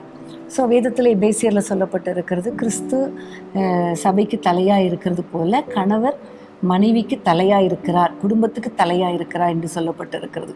அதுவும் கர்த்தரை நேசிக்கிற ஒரு காட்லி ஹஸ்பண்டை கர்த்தர் கொடுத்திருந்தார்னா கண்டிப்பாக அவரை ஒரு எஜமானாய், அவரை ஒரு ஊழியக்காரராய் நினைத்து கனம் பண்ணணும். ஏன்னா ஏற்ற துணையாய் கர்த்தர் கொடுத்திருக்கிறார், தலையாய் கர்த்தர் கொடுத்திருக்கிறார். மேபி உங்களுக்கு நிறைய ஞானம் இருக்கலாம், பெண்களுக்கு டக்கு டக்கு டக்கு டக்குன்னு யோசிக்கிற திறமை இருக்கலாம். ஆனால் அது சாஃப்டாக மற்ற நேரங்களில் சொல்லாமே தவிர எப்போ பார்த்தாலும் இப்படி செய்யுங்க அப்படி செய்யுங்க இப்படி செய்யுங்க அப்படி செய்யுங்கன்னு ஒரு நம்முடைய ஞானத்தையே சொல்லி கொண்டு இருந்தால் கண்டிப்பாக ஒரு கட்டத்தில் கோவம் வந்துடும். அதனால் எப்படி கர்த்தர் மோசேக்கு கற்பித்ததை, மோசே பெசலேலுக்கு சொன்னதை அப்படியே கீழ்ப்படிந்து செய்தானோ அதே போல் கர்த்தரிடத்திலிருந்து கிருபை பெற்ற கணவர்கள் சொல்லுகிறத மனைவி கிட்ட சொல்லும் பொழுது மனைவிகள் கண்டிப்பாக நம்ம கீழ்ப்படியணும். ஏன்னா கணவருக்கு ஒரு உடன் ஊழியராகத்தான் மனைவிகளை கர்த்தர் ஏற்படுத்தி கொடுத்திருக்கிறார். குடும்பத்தில் இந்த எண்ணம் எனக்குள்ளே வருகிறது. நம்ம எல்லாரும் அதுக்கு கீழ்ப்படிந்து நடக்க கர்த்தர் நமக்கு கிருபை கொடுப்பாராக. இது கணவன் மனைவிக்கு மாத்திரமில்லை, வேலை ஸ்தலத்தில் கூட நம்மளுக்கு மேலே இருக்கிறவங்க என்ன சொல்கிறாங்களோ அதை மாத்திரம் செய்து அவங்களுக்கு சப்போர்ட்டிவாக இருக்கணும் அப்படிங்கிறதை கூட நம்ம எடுத்துக்கொள்ளலாம். ஆமே, பைபிளில் கூட வேலைக்காரரே உங்களுக்கு எஜமான் இருக்கிறாரு, அதனால் அந்த எஜமானுக்கு கீழ்ப்படிங்க அப்படியெல்லாம் பைபிளில் சொல்லப்பட்டு இருக்கிறது. அடுத்ததாக நம்ம பார்க்கும்பொழுது ஏலி என்ற ஒரு தேவ மனிதன், அதாவது ஆசாரியனுக்கு கீழே சாமுவேல் என்ற பிள்ளையாண்டான் ஊழியம் செய்ததை பார்க்கிறோம். அந்த வசனத்தை வாசிப்போமா? 1 சாமுவேல் 3ஆம் அதிகாரம் 1ஆம் வசனம். சாமுவேல் என்னும் பிள்ளையாண்டான் ஏலிக்கு முன்பாக கர்த்தருக்கு பணிவிடை செய்து கொண்டிருந்தான். அப்போ இந்த இடத்துல நம்ம பார்க்கிறோம், சாமுவேல் என்னும் பிள்ளையாண்டான், அவன் பிள்ளையாக தான் இருந்தான், குழந்தையாக தான் இருந்தான். ஆனாலும் ஏலிக்கு முன்பாக கர்த்தருக்கு பணிவிடை செய்து கொண்டிருந்தான். உடன் ஊழியம் அப்படின்னு சொல்லும் பொழுது ஏலிக்கு தான், ஏலி சொல்கிற வார்த்தையை தான் கேட்டு ஊழியம் செஞ்சான். ஆனால் வேதம் சொல்லுகிறது அது கர்த்தருக்கு செய்கிற ஊழியம். ஸோ இது எவ்வளோ முக்கியமான காரியம் இல்லையா? அதனால தான் பவுல் சொல்லும் பொழுது சொல்லுகிறாரு, நீங்கள் எதை செய்தாலும் மனுஷருக்கென்று செய்யாமல் கர்த்தருக்கென்று நல் மனதோட ஊழியம் செய்யுங்கள். ஸோ நம்ம செய்கிற காரியம் மனுஷருக்கல்ல, கர்த்தருக்கு செய்கிற ஊழியம். ஒருவேளை ஒரு சர்ச்சில் பாய் போடுற ஊழியமாக இருக்கலாம், மைக்கு ரெடி பண்ணுற ஊழியமாக இருக்கலாம், அப்புறம் க்ளீன் பண்ணுற ஊழியமாக இருக்கலாம், பாத்ரூம் கழுவுற ஊழியமாக இருக்கலாம். ஆலயத்தில் எதை செஞ்சாலும் கர்த்தருக்கு செய்கிறோம், கர்த்தருக்கு செய்கிறோம் அப்படிங்கிற எண்ணத்தோடு உங்களுடைய போதகருக்கோ ஊழியக்காரருக்கோ கீழ்ப்படிந்து ஊழியம் செய்யும் பொழுது கண்டிப்பாக கர்த்தர் நம்மை உயர்த்துவார். சாமுவேல் இப்படி ஊழியம் செய்யும் பொழுது பார்த்தா, அந்த வசனத்தை திரும்ப வாசிப்போமா? பின்பகுதியை 3ஆம் அதிகாரம் 1 வசனத்தின் பின்பகுதி. அந்நாட்களிலே கர்த்தருடைய வசனம் அபூர்வமாயிருந்தது, பிரத்யட்சமான தரிசனம் இருந்ததில்லை. அடுத்த வசனம். ஒரு நாள் ஏலி தன்னுடைய ஸ்தானத்திலே படுத்து கொண்டிருந்தான். அவன் பார்க்க கூடாதபடிக்கு அவனுடைய கண்கள் இருளடைந்திருந்தது. ஸோ முதல்ல பார்த்தோம், கர்த்தருடைய வசனம் அபூர்வமாக இருந்தது, பிரத்யட்சமான தரிசனம்லாம் இல்லாதிருந்த நாட்கள். அது மாத்திரமல்ல, அடுத்த வசனம் சொல்லுகிறது ஏலியுடைய கண்கள் இருளடைந்திருந்தது.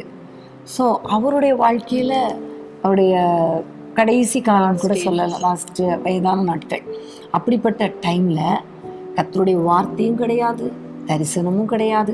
தரிசனம் கொடுத்தாலும் பார்க்க முடியாத அளவுக்கு ஊழியக்காரருக்கு கூட கண்கள் இருளடைஞ்சிருந்துச்சு. ஆனாலும் இந்த சாமுவேல் என்ற பிள்ளையாண்டான் கர்த்தருக்கு ஊழியம் செய்ததுனால சாமுவேலுடைய காதுகளில் கர்த்தருடைய சத்தம் கேட்டது. சாமுவேலுக்கு கர்த்தர் பிரத்யட்சமாய் தரிசனம் கொடுத்தார். எதிர்காலத்தை குறித்து, இஸ்ரவேல் ஜனங்களை குறித்து, ஏலியின் குமாரரை குறித்து எல்லா காரியங்களையும் கர்த்தர் சாமுவேலோடு கூட பேசினார் என்பதை நம்ம பார்க்கிறோம். ஸோ உடன் ஊழியம்தான் செஞ்சிட்டு இருந்தார். ஆனால் கர்த்தருடைய வார்த்தை அவருக்கு நேராக கடந்து வந்தது, தரிசனம் வந்தது, தீர்க்க தரிசனம் வந்தது. ஸோ நம்முடைய வாழ்க்கையில் நம்ம ஊழியக்காரருக்கு தான் ஊழியம் செஞ்சிட்ருப்போம், உடன் ஊழியம் தான் செய்வோம். ஒன்றும் நீங்கள் சோர்ந்து போகாதீங்க, கர்த்தருடைய வார்த்தை உங்களுக்கு நேராக வரும். தரிசனங்களை காண்கிற கண்களாக உங்களுடைய கண்கள் மாறும். ஆமென். அது மாத்திரமல்ல, ராஜாக்களை அபிஷேகம் பண்ணக்கூடிய ஒரு பெரிய ஒரு கிருபை இல்லையா, அதையும் ஆண்டவர் சாமுவேலுக்கு கொடுத்தார். இந்த சாமுவேலை குறித்து சொல்லும் பொழுது தான் முதல் பெயர்சபா வரைக்கும் சாமுவேல் தான் தீர்க்கதரிசி என்று சொல்லப்படுற அளவுக்கு இஸ்ரவேல் தேசம் முழுவதும் ஒரு புகழ்ச்சியும் கீர்த்தியும் பேர் பிரஸ்தாபமும் ஆனது. ராஜாக்களை அபிஷேகம் பண்ணக்கூடிய அளவுக்கு கர்த்தர் இவரை உயர்த்தினார். அது மாத்திரமல்ல, இவர் ஜனங்களுக்காக மன்றாடினார்னு பார்க்குறோம். ஜனங்களுக்காக அழுது அழுது மிஸ்பாவில் கூட்டி ஜெபம் பண்ணதையும் நம்ம பார்க்குறோம். ஸோ ஒவ்வொரு சந்தர்ப்பத்திலும் உடன் ஊழியம் செய்தவர்கள் தான் கர்த்தர் கடைசியில் அவங்கள தலைவராக உயர்த்துகிறார். ஆமென். பெரிய மாணவர்களே, இன்றைக்கும் வேதமே மனமகிழ்ச்சியில் நம்ம உடன் ஊழியர்களை குறித்து வேதத்தை நம்ம தியானித்து கொண்டிருக்கிறோம். மோசையோட உடன் ஊழியர்களை நம்ம பார்த்தோம். அதை தொடர்ந்து ஏலியோட உடன் ஊழியராகிய சாமுவேலை குறித்து நம்ம தியானித்தோம். தொடர்ந்து நம்ம வேற என்ன உடன் ஊழியர்களை பற்றி வேதத்தில் குறிப்பிடப்பட்டிருக்கிறது என்பதை நம்ம தியானிக்கிறதுக்கு முன்பதாக ஒரு சிறிய இடைவேளை. சிலுவை சுமந்தோராய் சீஷராகுவோம், சிலுவை சுமந்தோராய் சீஷராகுவோம், சென்றே வாழ்வில் தாழ்மை தரிப்போம், நெஞ்சை சுமப்பேன் சந்தோஷம் கொள்வோம், சென்றே வாழ்வில் தாழ்மை தரிப்போம், நெஞ்சை சுமப்பேன் சந்தோஷம் கொள்வோம். இயேசு தாங்குவார், அவரே சுமப்பார், ஒரு போதும் கைவிடவே மாட்டார். இயேசு தாங்குவார், அவரே சுமப்பார், ஒரு போதும் கைவிடவே மாட்டார். ஹல்லேலூயா, ஹல்லேலூயா, ஹல்லேலூயா, ஹல்லேலூயா, ஹல்லேலூயா, ஹல்லேலூயா, ஹல்லேலூயா. சொந்தம் பந்தங்கள் சொல்லால் கொள்ளலாம், சொந்தம் பந்தங்கள் சொல்லால் கொள்ளலாம், மாற்றோர் சதி செய்து மதிப்பை கெடுக்கலாம், மாற்றோர் சதி செய்து மதிப்பை கெடுக்கலாம். அவருக்காகவே அனைத்தையும் இழந்தாலும் அதை மகிமை என்றெண்ணிடுவே, அவருக்காகவே அனைத்தையும் இழந்தாலும் அதை மகிமை என்றெண்ணிடுவே. ஹல்லேலூயா, ஹalleluya ஹalleluya ஹalleluya ஹalleluya ஹalleluya ஹalleluya அவருக்காகவே அனைத்தையும் இழந்தாலும் அதை மகிமை என்றெண்ணிடுவே அவருக்காகவே அனைத்தையும் இழந்தாலும் அதை மகிமை என்றெண்ணிடுவே ஹalleluya ஹalleluya ஹalleluya ஹalleluya ஹalleluya ஹalleluya ஹalleluya வாழும் இயேசுவே சாவும் லாபமே வாழும் இயேசுவே சாவும் லாபமே அவர் பெருகவும் நான் சிறுகவும் வேண்டுமே அவர் பெருகவும் நான் சிறுகவும் வேண்டுமே கிருபையை தருகிறார் இருளா வாக்கினே அதை நித்தமும் காத்து கொள்வே கிருபை தருகிறார் விருதா வாக்கினே அதை நித்தமும் காத்து கொள்வே ஹalleluya ஹalleluya ஹalleluya ஹalleluya ஹalleluya ஹalleluya ஹalleluya விண்ணை விட்டு கண்ணை அகற்றிடே விண்ணை விட்டு என் கண்ணை அகற்றிடே மண்ணின் வாழ்வையும் குப்பையாயிட்டுகிறே மண்ணின் வாழ்வையும் குப்பையாயிட்டுகிறே விண்ணின் வார்த்தைக்கு என்னை தருகிறேன் உண்மை உள்ளவன் என்று அழைப்பே விண்ணின் வார்த்தைக்கு என்னை தருகிறேன் உண்மை உள்ளவன் என்று அழைப்பே ஹalleluya ஹalleluya ஹalleluya ஹalleluya ஹalleluya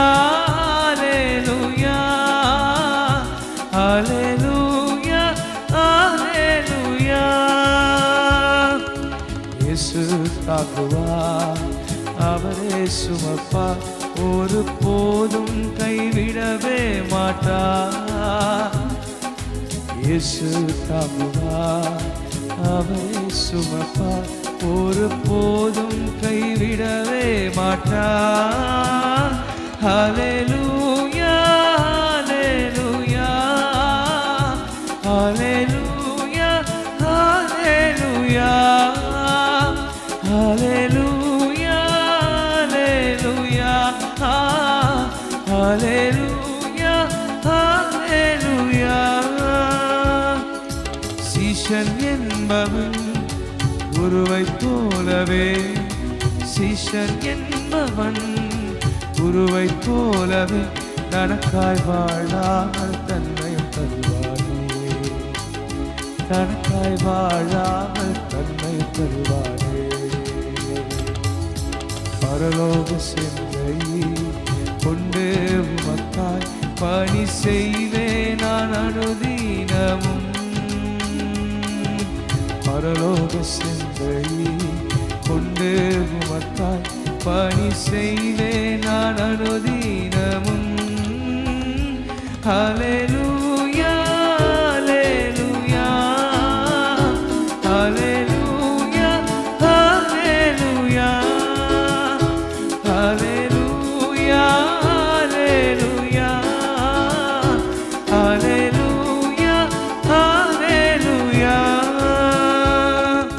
இயேசு தாங்குவார் அவரே சுமப்பார் ஒரு போதும் கைவிடவே மாட்டார்.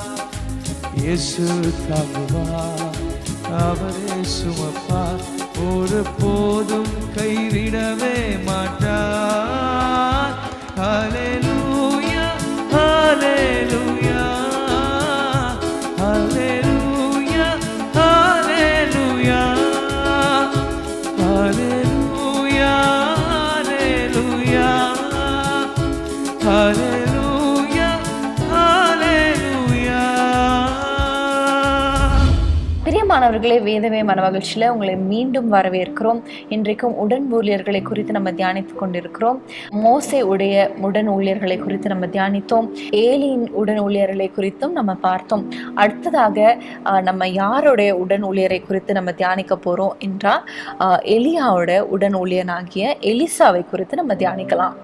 எலியா ஒரு பெரிய தீர்க்கதரிசி. எலியாவை குறித்து 1 ராஜாக்கள் 17ஆம் அதிகாரத்தில் நம்ம பார்க்கிறோம். 17ஆம் அதிகாரத்தில் மலையை நிறுத்தினவர், சாரிபாத் விதவை வீட்டில் அவர் போன காரியம், பஞ்சம் நீங்குற வரைக்கும் அந்த வீட்டில் மாவு குறையலை, அந்த சம்பவம்.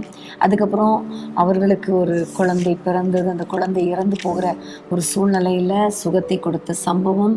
அதுக்கப்புறம் மழை இவர் சொன்ன பிறகு பெய்தது, அந்த சம்பவம். அதுக்கு பிறகு 18ஆம் அதிகாரத்தில் வானத்திலிருந்து அக்னி இறக்கின சம்பவம். இதெல்லாம் பார்க்குறோம். இந்த இடத்துல அவருக்கு உடன் ஊழியர்கள் யாரும் இருந்தாங்களா இல்லையான்னு தெரியாது. ஆனால் 19ஆம் அதிகாரத்தில் வரும் பொழுது அவர் சோர்ந்து போய் இருக்கும் பொழுது அவரை தட்டி எழுப்பி, உன்னோடு கூட உன்னுடைய ஸ்தானத்தில் ஒரு உடன் ஊழியர் வரணும்ப்பா, ஆகவே நீ எழும்பு, நீ போக வேண்டிய தூரம் வெகு தூரம், ஸோ ஒரு உடன் ஊழியரை ஏற்படுத்து என்று சொல்லி தட்டி எழுப்புனதை நம்ம பார்க்கிறோம். அப்போதான் அந்த 19ஆம் அதிகாரத்தில் நம்ம எலிசாவை குறித்து முதலாக நம்ம கேள்விப்படுகிறோம். அந்த வசனத்தை நம்ம வாசிப்போம். இதை குறித்து 1 ராஜாக்கள் 19ஆம் அதிகாரம் 19ஆம் வசனத்தில் நம்ம வாசிக்கிறோம். அப்படியே அவன் அவ்விடம் விட்டு புறப்பட்டு போய் 12 ஏர்பூட்டி உழுத சாபாத்தின் குமாரனாகிய எலிசாவை கண்டான். அவன் 12ஆம் ஏரை ஓட்டி கொண்டிருந்தான். எலியா அவன் இருக்கும் இடமட்டும் போய் அவன் மேல் தன் சால்வையை போட்டான். ஸோ அவன் இருக்கிற இடத்துல அந்த சால்வை விழுகிறது. சால்வை என்றாலே அபிஷேகத்துக்கு அடையாளம். சால்வையை போடுகிறான். கர்த்தர் சொன்னபடி எலியா செய்கிறார். 21ஆம் வசனத்தை வாசிப்போம். அப்பொழுது அவன் இவனை விட்டு போய் ஏர் மாடுகளை பிடித்து அடித்து ஏரின் மரமூட்டுகளால் அவைகளின் இறைச்சியை சமைத்து ஜனங்களுக்கு கொடுத்தான். அவர்கள் சாப்பிட்ட பிற்பாடு அவன் எழுந்து எலியாவுக்கு பின் சென்று அவனுக்கு ஊழியம் செய்தான். ஆமென். இங்கேயும் பார்க்கிறோம், எலியாவுக்கு பின் சென்று ஊழியம் செய்தான். சால்வை விழுந்துருச்சு, அழைப்பு வந்துருச்சு. அதை புரிந்து கொண்டு அவன் தனக்கென்று வைத்திருந்த அந்த ஏர் மாடுதான், அதையும் பிடிச்சி வெட்டி சமைத்து தூக்கி போட்டுட்டு, இனிமேல் எனக்கு இந்த வேலையில் இடமே இல்லை, நான் எலியாவை பின் சென்று அந்த உடன் ஊழியத்தை நான் செய்கிறேன்னு சொல்லிட்டு பின் செல்கிறத நம்ம பார்க்குறோம். ஸோ எல்லா இடங்களுக்கும் பின் செல்கிறார். இவருடைய வேலை உடன் ஊழியர் நம்ம சொல்கிறோம். ஆனால் அவருடைய வேலை என்ன அப்படின்னு பார்க்கும்போது 2 ராஜாக்கள் 3ஆம் அதிகாரத்தில் அவரை குறித்து சொல்லப்பட்டிருக்கிறது. யோசபாத் ராஜா கேட்கிறாரு, இங்க ஏதாவது ஒரு ஊழியக்காரர் இருக்காரா, தீர்க்கதரிசி இருக்கிறாரா இல்லையான்னு கேட்கும்போது, எலியாவின் கைக்கு தண்ணீர் வார்த்த சாப்பாத்தின் குமாரனாகிய எலிசா இருக்கிறான்னு சொல்றான். ஸோ இவருடைய இன்ட்ரோடக்ஷன் எப்படி இருக்கு தெரியுமா? 12 அங்க பார்த்தோம், 12 ஏர் பூட்டி உழுத சாப்பாத்தின் குமாரன். அப்புறம் உடன் ஊழியம் செய்யும் பொழுது இவரை குறித்த இன்ட்ரோடக்ஷன் என்னன்னா, எலியாவின் கைகளுக்கு தண்ணி. அப்படின்னா என்ன சொன்னா, எலியா சாப்பிடுவாரு, சாப்பிடும்போது கை கட்டி நின்றுட்டு இருக்கணும், சாப்பிட்டு முடிச்சோடனே கையை கழுவி விடணும். அந்த வேலை தான் செஞ்சிட்டு இருந்தாரு. அப்போ சாதாரண வேலை, ரொம்ப எலியாவுக்கு உடன் ஊழியர். எலியா எங்கே போனாலும் பின்னாடி போகணும். எலியாவுடைய பொருட்கள், ரொம்ப பொருள்லாம் வச்சுருக்க மாட்டாங்க அந்த காலத்து தீர்க்கதரிசிகள். கூட போனோம், எடுத்துகிட்டு போனோம், படுக்கிற இடத்துல படுக்கணும், சமைச்சு கொடுக்கணும், சாப்பாடு கொடுக்கணும், கை கழுவி விடணும், தண்ணி எடுத்துகிட்டு வரணும். இதுதான் அவருடைய வேலையாக இருந்துச்சு. ஆனால் அவருக்கு ஒரே ஒரு எண்ணம் இருந்துச்சு, இவர் மேலே ஒரு அபிஷேகம் இருக்குது, அவர் மேலே ஒரு ஆவியின் வர இருக்குது, அதனால நான் இவருக்கு பின் செல்லணும். அவர் மேலே இருந்த சால்வையை என் மேலே போட்ட பொழுது அந்த ஒரு அபிஷேகத்தை உணர்ந்தேன், அதனால நான் இவருக்கு பின் செல்வேன் என்று சொல்லி அவர் பின் சென்றதை நம்ம பார்க்கிறோம். ஆமென். அப்போ பின் சென்றது கடைசியில் உயிரோடு பரலோகத்துக்கு எடுத்துக்கொள்ளப்படுகிற வரைக்கும் பின் சென்றதை பார்க்கிறோம். 2 ராஜாக்கள் 2ஆம் அதிகாரத்தில் அவர் சொல்றாரு, கர்த்தர் என்னை எடுத்துக்கொள்ள போகிறார், நீ போயிரு. இல்லை நான் வருவேன், உங்களோடு கூட வருவேன், பெத்தேலுக்கு வருவேன், எரிகோக்கு வருவேன், கில்காலுக்கு வருவேன், அப்புறம் யோர்தானுக்கு வருவேன்னு சொல்லி எல்லா இடங்களும் அவர் பின் செல்கிறார். இந்த இதில் ரொம்ப அழகான காரியம் என்னென்னா, ஒவ்வொரு இடத்துலையும் தீர்க்கதரிசிகளின் புத்திரருக்கு ஆண்டவர் ஏற்கனவே வெளிப்படுத்துகிறார், இன்னைக்கு எலியா எடுத்துக்கொள்ளப்படுவார். அப்போ அவங்கெல்லாம் வந்து கேட்குறாங்க, கிண்டல் பண்ணுற மாதிரி கேட்குறாங்க, பின்னாடியே போனியே, இப்போ அவர் எடுத்துக்கொள்ளப்படுவார், நீ என்ன செய்ய போகிற அப்படின்னு சொல்லும்போது, நீங்கள் சும்மா இருங்க எனக்கு தெரியும் அப்படின்னு சொல்லிட்டு போகிறார். ஒருவேளை அவங்க சொல்லியிருக்கலாம், என் கூட வந்துரு, அவர் பேருவார், நீ என் கூட வந்துக்கோ அப்படின்னு கூட கூப்பிட்டு இருந்திருக்கலாம். ஆனால் எதையும் குறித்து கவலைப்படலை, பின்னாடியே போனார். பின்னாடியே போகும்போது எலியா கேட்குற, அவனுக்கு என்னப்பா வேணும் அப்படின்னு கேட்கும்போது தான் அவருடைய இன்டென்ஷன் புரியுது. சொல்கிறாரு, உங்களிடத்தில் இருக்கிற ஆவியின் வரம் எனக்கு ரெட்டிப்பாய் வேணும். ஸோ ஒரு விடாமுயற்சி, ஒரு விடாப்பிடி, ஆவியின் வரங்கள் மேலே ஒரு வாஞ்சை, தாகத்தோடு ஒரு ஊழியம் செஞ்சதை பின்தொடர்ந்ததை நம்ம பார்க்குறோம். இன்னைக்கு ஊழியம் செய்கிறவங்க, எனக்கு என்ன கிடைக்கும், எனக்கு பைக் கிடைக்குமா, எனக்கு கார் கிடைக்குமா, எனக்கு சம்பளம் கிடைக்குமா அப்படிங்கிற ஒரு எண்ணத்தோடு நம்ம உடன் ஊழியர்கள் ஊழியம் செய்யக்கூடாது. இந்த ஊழியக்காரர் மேலே இருக்கிற அபிஷேகம் எனக்கு வேணும், நான் எந்த ஊழியக்காரருக்கு உடன் ஊழியராக இருக்கிறனோ அந்த அபிஷேகம் எனக்கு வேணும், அல்லது ஆண்டவருடைய அபிஷேகம் எனக்கு வேணும் அப்படிங்கிற ஒரு வாஞ்சையோடு கூட நம்ம ஊழியம் செய்யும்போது தான் அந்த ஊழியம் ஒரு வெற்றிகரமாக இருக்கும். எலிசாவை குறித்து நம்ம பார்க்கும்போது 12வது ஏர் அப்படின்னு சொல்லும்போது எப்பவுமே சொல்லுவாங்க, 12வது ஏர்லாம் வந்து சும்மா ஒன்றுமே தெரியாதவங்க தான் 12வது ஏரை பிடிச்சிட்டு போவாங்க. ஏன்னா முன் ஏர் ஒழுங்காக போனால் பின்னேர் ஒழுங்காக வரும். ஃபர்ஸ்ட் ஏர் எப்படி போதோ அதை தொடர்ந்து தான் மாடுகள் வந்து என்ன செய்யணும்னா போகும். ஸோ அவர் 12வதா இருந்தார் என்பதை குறித்து நம்ம வாசிக்கும் பொழுது, அவர் அந்த காரியத்தில் ஒரு எஃபிஷியண்ட்டாக இல்லை, அவர் செய்த வேலையில் எஃபிஷியண்ட்டாக இல்லை என்பதை நம்ம அறிந்து கொள்கிறோம். அதில் அவர் அவ்வளோ திறமையானவராய் இருக்கலை என்பதை நம்ம அறிந்து கொள்கிறோம். ஆனால் அவருக்கு அழைப்பு வந்தபோது, அந்த ஆண்டவருடைய காலிங் வந்த உடனே அவர் விடாமுயற்சியாக எலியா பின் செல்கிறத நம்ம பார்க்குறோம். இதை நாம் பேசி கொண்டிருக்கும் போது ஜாக்கிரதை உள்ளவன் கை ஆளுகை செய்யும் என்ற அந்த வசனம் தான் ஞாபகத்து வந்தது. ஜாக்கிரதையாக எங்கே போனாலும் விடாம அவர் போனதுனால தான் அந்த ஒரு இரட்டிப்பான அந்த ஆசீர்வாதத்தை அவர் பெற்றுக்கொண்டார் இல்லையா? எலிசாவை குறித்து பார்க்கும் பொழுது, எலியாவின் கைகளுக்கு தண்ணீர் வார்த்தவர் தான். ஆனால் அவர் செய்த அற்புதங்களை அதுக்கப்புறம் பார்க்கும் பொழுது ரொம்ப ஆச்சரியமான அற்புதங்கள். ஃபார் எக்ஸாம்பிள் சொல்லணும்னா, எலியா தீர்க்கதரிசி கடைசியாக செஞ்ச அற்புதம் தான் எலிசா தீர்க்கதரிசியுடைய ஃபர்ஸ்ட் மிராக்கிள். எப்போவுமே போக போக அற்புதங்கள் பெருசாயிட்டே போகும் இல்லையா? ஆனால் இவர் பார்த்தா ஃபஸ்ட்டு அற்புதமே அந்த தீர்க்கதரிசியுடைய செய்த கடைசி அற்புதம். நமக்கு தெரியும், யோர்தான சால்வையை வைத்து அடித்து 2ஆக பிளந்தார். இவரும் திருப்பி வரும் பொழுது அதே அற்புதத்தை அந்த சால்வை வைத்து பிளக்கிறதை பார்க்குறோம்.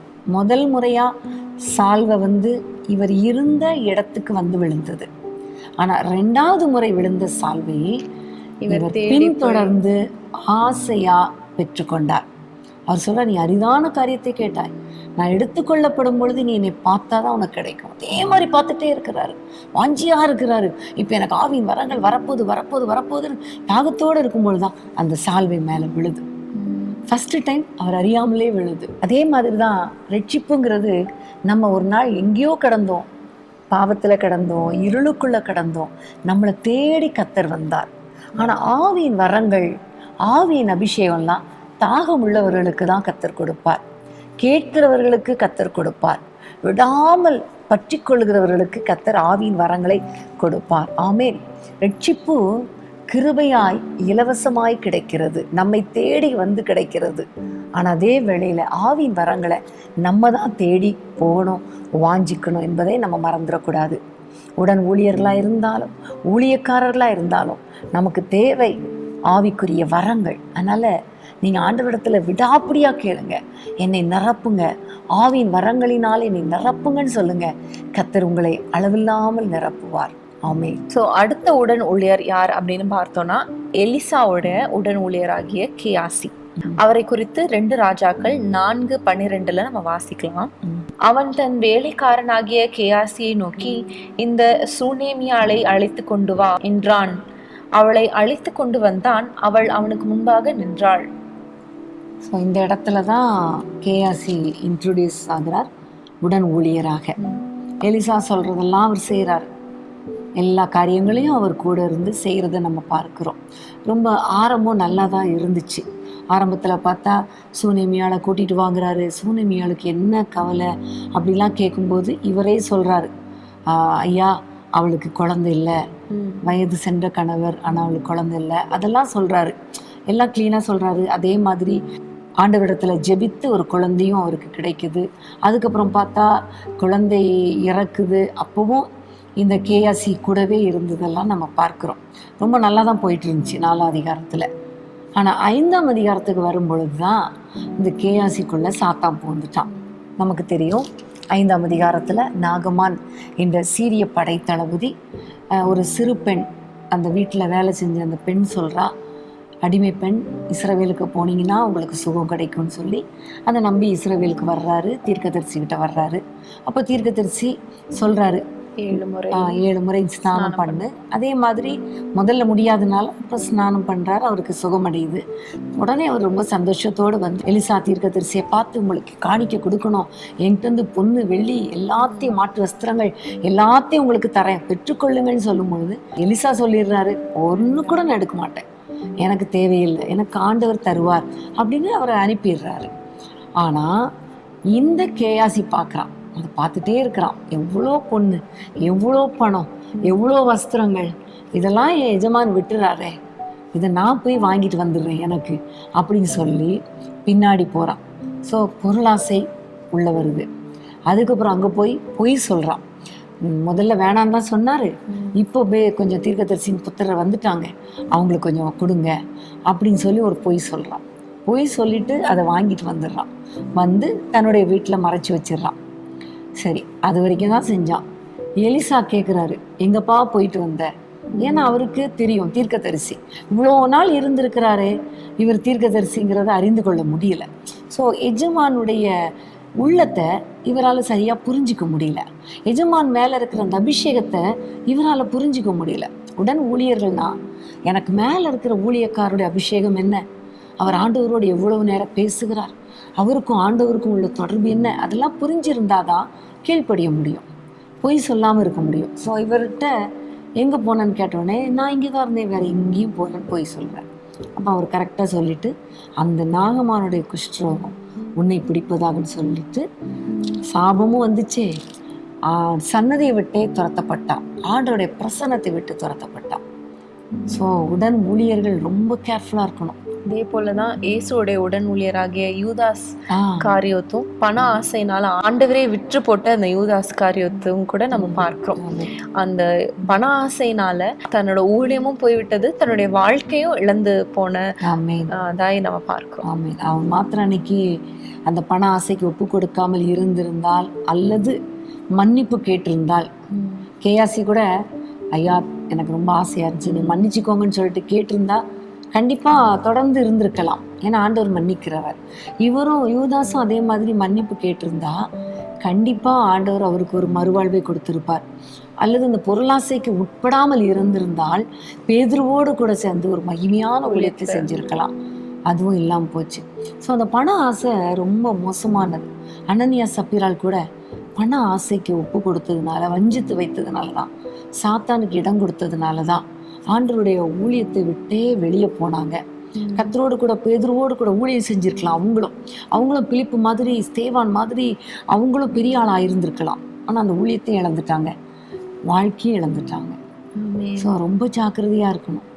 உடன் ஊழியர்கள் அல்லது ஊழியம் செய்கிற நம்ம, சின்ன ஊழியம் செஞ்சாலும் பெரிய ஊழியம் செஞ்சாலும் நமக்கு வருகிறது ஆண்டவரிடத்துலேருந்து வரணும். நமக்கு ஒத்தாசை கர்த்தரிடத்துலேருந்து வரும். பண ஆசை இல்லாமல் ஊழியம் செய்யணும். உதவிக்கார ஊழியம் செய்கிறவங்களை குறித்து நம்ம தீமோத்தேயில பார்க்கிறோம், பொருளாசை உடையவர்களாக இருக்கக்கூடாது. என்று சொல்லப்பட்டிருக்கிறது. விக்கிரக ஆராதனை என்று நம்ம பார்க்கிறோம் இல்லையா? பொருளாசைக்காரன், பொருளாசை வந்து விக்கிரக ஆராதனைக்கு அடையாளமா இருக்கிறது. ஸோ ஆண்டவரை சேவிக்காம விக்கிரகத்தை சேவிக்கிறதுக்கு அடையாளமா இருக்கு. ஆமென். இப்போ எலியாவுக்கு பிறகு எலிசா அவ்வளோ ஆவிக்குரிய வரங்களை பெற்று எத்தனையோ அற்புதங்களை செய்தார். ஸோ ஆட்டோமேட்டிக்காக எலிசாவுக்கு பிறகு கேயாசி தான் வந்திருக்கணும், ஆனால் கேயாசி வரல. ஸோ அதனால ரொம்ப கேர்ஃபுல்லாக இந்த பண ஆசைகளுக்கெல்லாம் இடம் கொடுக்காமல் ஊழியக்காரரே பார்த்து ஓடணும், அதுக்கு மேலே கர்த்தரை நோக்கி ஓடணும். ஆமென். அடுத்ததாக நம்ம பார்க்கும் பொழுது எரேமியாவுடைய உடன் ஊழியராகிய பாருக்கை நம்ம பார்க்கிறோம். அந்த பாருக்கை குறித்து சொல்லப்படும் பொழுது 20 வருடங்களாக எரேமியாவோடு ஒரு சீஷன் மாதிரி, ஒரு தோழன் மாதிரி, ஒரு உடன் ஊழியராக இருந்து கர்த்தர் எரேமியாவுக்கு என்ன சொல்லுகிறாரோ அந்த காரியத்தை பாருக்கிடத்துல சொல்லும் பொழுது பாருக் செய்து முடித்ததை நம்ம பார்க்கிறோம். ஒரு சில இடங்களில் பார்க்கும் பொழுது எரேமியா 36:4 நம்ம வாசிக்கிறோம். அப்பொழுது எரேமியா நேரியாவின் குமாரனாகிய பாருக்கை அழைத்தான். பாருக்கு என்பவன் கர்த்தர் எரேமியாவுடனே சொல்லி வந்த எல்லா வார்த்தைகளையும் அவன் வாய் சொல்ல ஒரு புஸ்தக சுருளில் எழுதினான். இந்த பாருக்கை குறித்து பார்க்கும் பொழுது அவர் எரேமியாவுக்கு உடன் ஊழியராக மாத்திரமல்ல, ஒரு ரைட்டராகவும் இருந்திருக்கிறார். கர்த்தர் சொல்றதெல்லாம் இவர் எழுதுகிறதை, புஸ்தக சுருளில் எழுதுகிறதை நம்ம பார்க்கிறோம். ஸோ எரேமியாவில் நிறைய இடங்களில் பார்க்கும் பொழுது இந்த பாருக்கை குறித்து எழுதப்பட்டிருக்கிறது. கஷ்ட காலத்திலையும் கூட இருந்தார், காவலில் சிறைச்சாலையில் அடைக்கப்பட்டிருக்கும் பொழுதும் பாருக்கு கூட இருந்தார். சில சமயங்களில் இவர் சொல்ல சொல்ல மற்ற காரியங்களை செய்து முடிக்கிறவராகவும் காணப்பட்டதை பார்க்கிறோம். உடன் ஊழியர்கள் நம்முடைய தலைவர் என்ன சொல்கிறாரோ, ஊழியக்காரர் என்ன சொல்கிறாரோ அதை கேட்டு அதன்படி செய்கிறவர்களாக இருக்கும் பொழுது கர்த்தர் கண்டிப்பாக உயர்த்துவார், நல்ல நிலைமை அடைவார்கள் என்பதை நம்ம தொடர்ந்து பார்த்து வருகிறோம். புத்தக சுருளில் எழுதுறாங்க அப்படின்னு சொல்லும்போது அந்த வார்த்தைகள் அப்படியே ஒளிந்து போகாம அந்த ஊழியத்தை தலைமுறையாக பல நூற்றாண்டுகளுக்கு இன்னைக்கு வரைக்கும் நம்ம எரேமியான் புஸ்தகத்தை வாசிக்கிறோம்னா அது கண்டிப்பாக அது வந்து பாருக் அவருடைய வேலை தான் இல்லையா? ஆமென். ஸோ அந்த ஒரு ஊழியத்தை வந்து எஸ்டாப்ளிஷ் பண்ணுகிற ஒரு காரியம் அதை நம்ம பார்க்குறோம். ஆமென். நம்ம ஆஃபீஸில் கூட மேகசின்ஸாக இருக்கட்டும், புக்ஸாக இருக்கட்டும், மெசேஜஸ் மேகசினில் வர மெசேஜஸ் எல்லாம் பப்பா சொல்லும்போது அவங்க எழுதுவாங்க, உடன் ஊழியர்கள் எழுதி அதுக்கப்புறம் அது பிரிண்டிங், அதை டைப் பண்ணி அதுக்கப்புறம் அது பிரிண்ட் பண்ணி வருகிறது இல்லையா? அப்பாவால் மட்டும் ஒரு ஊழியத்தை செய்ய முடியாது இல்லையா? அதுக்காக தான் உடன் ஊழியர்களை கர்த்தர் கொடுத்து அவங்கள வைத்து எல்லா காரியங்களையும் செய்ய வைக்கிறார். இந்த காலத்துல மீடியா டீம் இருக்காங்க, நமக்கு நம்ம 2 பேரும் இருந்து நம்ம வந்து டிவிலையோ யூடியூப்லயோ நம்ம பண்ண முடியும்னா அது கொஞ்சம் கஷ்டமான ஒரு காரியம் இல்லையா? ஸோ நமக்குன்னு உடன் ஊழியர்கள், நமக்கு அந்த மீடியா காரியங்கள், எல்லா சோஷியல் மீடியாவில் பண்ணுகிற காரியங்கள், டிவி சேனல்ஸில் பண்ணுகிற காரியங்கள் எல்லாவற்றையும் நம்மளுக்கு உதவி செய்து நம்மளுடைய ஊழியத்தை பல இடத்துக்கு கொண்டு செல்கிறார். அதை தான் பாருக் செய்தார். எழுதினபடியால் இந்நாள் வரைக்கும் அது நம்ம வரைக்கும் வாசிக்கிறதுக்கு எதுவாக இருக்கிறது. ஆமென். பிரியமானவர்களே, இந்த நேரத்தில் உங்களிடத்தில் ஒரு ஜெப விண்ணப்பத்தை வைக்கிறேன். கர்த்தர் எங்களுக்கு கொடுத்த ஒவ்வொரு உடன் ஊழியர்களுக்காக, மீடியா டீமுக்காக, உண்மையிலே நாங்கள் எவ்வளோ நேரம்னாலும் அவங்களும் எங்களோடு கூட இணைந்து ஊழியம் செய்கிறாங்க. அப்படிப்பட்ட உடன் ஊழியர்கள் ஜெபிக்கிறதுக்கு, ஜெபத்தினால தாங்குகிற ஒரு குரூப் எங்களோடு கூட இருக்கிறாங்க. அவர்கள் ஒவ்வொருவருக்காக நீங்கள் ஜெபிக்கும்படி அன்போடு கேட்டுக்கொள்கிறேன். இவ்வளவு நேரமும் நம்ம பார்த்தது வந்து பழைய ஏற்பாட்டில் நம்ம பார்த்தோம். இன்னும் நம்ம நிறையா இருக்குது, பட்டு டைம் இல்லாதனால டீட்டெயிலாக முக்கியமானவர்களை மட்டும் நாங்கள் உங்களுக்கு காண்பித்து கொடுத்துருக்குறோம். உங்களுடைய டியூட்டி ஒன்று இருக்குது. நீங்கள் இதுக்கு பிறகு பைபிள் படிக்கும்போது யார் யார் உடன் ஊழியர்களாக இருந்து எப்படி ஊழியம் செஞ்சாங்க, ஸோ நம்மளும் ஏதாவது ஒரு விதத்தில் ஏதோ ஒரு ஊழியத்துக்கு நம்ம ஊழியமாக உதவியாக இருக்கலாமே, அது கர்த்தருக்கு செய்கிற ஊழியம் தானே என்று நீங்கள் நினைத்து இன்னும் அப்படிப்பட்ட ஒரு கண்ணோட்டத்தோடு பைபிளை ஆராய்ஞ்சு பார்த்தீங்கன்னா இன்னும் நிறைய காரியங்கள் உங்களுக்கு கிடைக்கும். அப்போ அப்படி நீங்கள் ஒரு வேளை எதையாவது கண்டுபிடிச்சிங்கன்னா நீங்கள் இந்த கமெண்ட் பாக்ஸில் போட்டிங்கன்னா அநேகருக்கு ஆசீர்வாதமாக இருக்கும். பழைய ஏற்பாட்டில் நம்ம பார்த்தோம். அடுத்ததாக புதிய ஏற்பாட்டில் பார்க்கலாமா? புதிய ஏற்பாட்டில் பார்க்கும்போது ஆண்டவராக இயேசு கிறிஸ்துக்கும் நிறைய உடன் ஊழியர்கள் இருந்தாங்க. 12 சீஷர்கள் இருந்தாங்க இல்லையா? ஃபஸ்ட்டு புதிய ஏற்பாட்டில் ஊழியம் செஞ்சதே ஆண்டவர் தான். தான். அந்த ஊழியத்துக்கு மாடலை கற்றுக் கொடுத்ததே ஆண்டவர் தான். அழைத்தவரும் அவரோடு கூட ஊழியம் செய்வதற்காக அநேகரை அழைத்தார் ஆண்டவர். பேதுரு படகுல போகும்போது அவரை காலியான படகுல இருக்கும் பொழுது அவர் அழைச்சாரு. மத்தேயு அழைச்சாரு, லேவி அழைச்சாரு. இப்படி நிறைய காரியங்களை நம்ம பார்க்குறோம். 12 சீஷர்கள் அழைச்சாரு. அவங்க கூடவே இருந்து ஊழியத்தை செஞ்சிட்டு இருந்தாங்க. அதுக்கப்புறம் பார்க்கும்பொழுது அதுக்கப்புறம் ஒரு 70 பேரை அவர் அழைத்து அவங்கள ட்ரெயின் பண்ணி 2 பேராக கிராமங்களில் போய் ஊழியம் செய்ய போங்கன்னு ட்ரெயின் பண்ணி அனுப்புனதை நம்ம பார்க்குறோம். நிறைய இன்ஸ்ட்ரக்ஷன் கொடுத்து அனுப்புனதை பார்க்குறோம். ஆண்டவர் சீஷர்களை உடன் ஊழியர்களாக அழைத்தார். அதுக்கும் ஒரு நோக்கத்தை கர்த்தர் வைத்திருந்தார். உடன் ஊழியர்கள்லாம் என்னென்ன செய்யணும் அப்படின்ட்டு அதை குறித்து நம்ம பார்க்கும்பொழுது மார்க் 3ஆம் அதிகாரம் 13, 14, 15 வசனத்தில் நம்ம வாசிக்கலாம். அப்பொழுது அவர் 12 பேரை தெரிந்து கொண்டு அவர்கள் தம்மோடு கூட இருக்கவும் பிரசங்கம் பண்ணும்படியாக தாம் அவர்களை அனுப்பவும் வியாதிகளை குணமாக்கி பிசாசுகளை துரத்தும்படி அவர்கள் அதிகாரம் உடையவர்களாய் இருக்கவும் அவர்களை ஏற்படுத்தினார். இப்போ எவ்வளோ அழகான காரியம் இல்லையா? ஆண்டவர் 12 பேரை ஏற்படுத்தி ஃபஸ்ட்டு தம்மோடு கூட இருக்கணும். அப்படின்னா என்ன அர்த்தம்னா அவருடைய பிரசன்னத்தில் இருக்கணும், அவர் சொல்கிறதெல்லாம் கேட்டுகிட்டே இருக்கணும். அதுக்கப்புறம் அவங்களுக்கு அதிகாரத்தை கத்தர் கொடுத்து அவங்க எல்லா இடமும் போய் பிரசங்கம் பண்ணணும். அதுக்கப்புறம் வியாதிகளை சுகமாக்கணும், பிசாசுகளை துரத்தணும். இப்படி அதற்கு எல்லாத்துக்கும் அதிகாரமும் வரங்களையும் கத்தர் கொடுத்து அனுப்புகிறார். ஸோ உடன் ஊழியர்கள் அப்படிங்கும்போது ஆண்டவர் நம்மை தம்முடைய உடன் ஊழியர்களாக எடுத்து பயன்படுத்தணும்னா கண்டிப்பாக அவர் அதிகாரத்தை கொடுப்பார். எல்லாவற்றுக்கும் மேலாக அவரோடு கூட இருந்தவருடைய பிரசன்னத்தை கத்தர் கொடுப்பார், வார்த்தை கொடுப்பார், வல்லமையை கொடுப்பார். ஆமேன். அதுக்கப்புறம் ஆண்டவரோடு கூட இன்னும் கொஞ்சம் பேர் ஊழியம் செஞ்சிட்டு இருந்தாங்க. அது லூக்கா 8ஆம் அதிகாரத்தில் நம்ம பார்க்கலாம். லூக்கா 8 1ஆம் வசனத்திலிருந்து 3ஆம் வசனம் வரைக்கும் வாசிக்க கேட்கலாமா? பின்பு அவர் பட்டணங்கள் தோறும் கிராமங்கள் தோறும் பிரயாணம் பண்ணி தேவனுடைய ராஜ்யத்திற்குரிய நற்செய்தியை கூறி பிரசங்கித்து வந்தார். 12 அவருடனே கூட இருந்தார்கள். அவர் பொல்லாத ஆவிகளையும் வியாதிகளையும் நீக்கி குணமாக்கின சில ஸ்திரீகளும் 7 பிசாசுகள் நீங்கின மகதலேனாள் எனப்பட்ட மரியாளும் ஏரோதின் காரியக்காரனான கூசாவின் மனைவியாகிய யோவன்னாளும் சூசன்னாளும் தங்கள் ஆஸ்திகளால் அவருக்கு ஊழியம் செய்து கொண்டு வந்த மற்ற அநேக ஸ்திரீகளும் அவருடனே இருந்தார்கள். ஆண்டவரோடு கூட ஒரு பெரிய கூட்டமே இருந்துச்சு. 12 பேர் சீஷர்கள். அவர் எங்கெல்லாம் ஊழியம் செஞ்சாரோ அங்கெல்லாம் இந்த டீமும் எப்படி போகுது, கூடயே போகிறாங்க. ஒரு சிலர் பிசாசின் பிடியில் விடுவிக்கப்பட்டவங்க, இனி எங்கள் வாழ்க்கையே உங்களுக்கு அர்ப்பணிக்கிறோம் ஆண்டவரே, உங்கள் கூடவே இருந்துடுறோன்னு சொல்லிட்டு கூடவே இருக்கிறாங்க. இன்னும் கொஞ்சம் பார்த்தா ஆஸ்திகளால் ஊழியம் செய்த ஸ்திரீகளும் போகிறாங்க. ஸோ போகிற இடத்துலலாம் அவங்களுக்கு சாப்பாடு சப்ளை பண்ணுறது, கூட்டத்துக்கு தேவையான காரியங்கள் ஒழுங்குபடுத்துறதுக்கு, இது எல்லாத்துக்கும் ஆஸ்திகள் தேவை, பொருளாதாரம் தேவை இல்லையா? ஸோ பொருளாதாரத்தினால உதவி செய்கிறவங்களும் உடன் ஊழியர்கள் தான். அவங்களும் ஏசப்பா கூட இருந்தாங்க.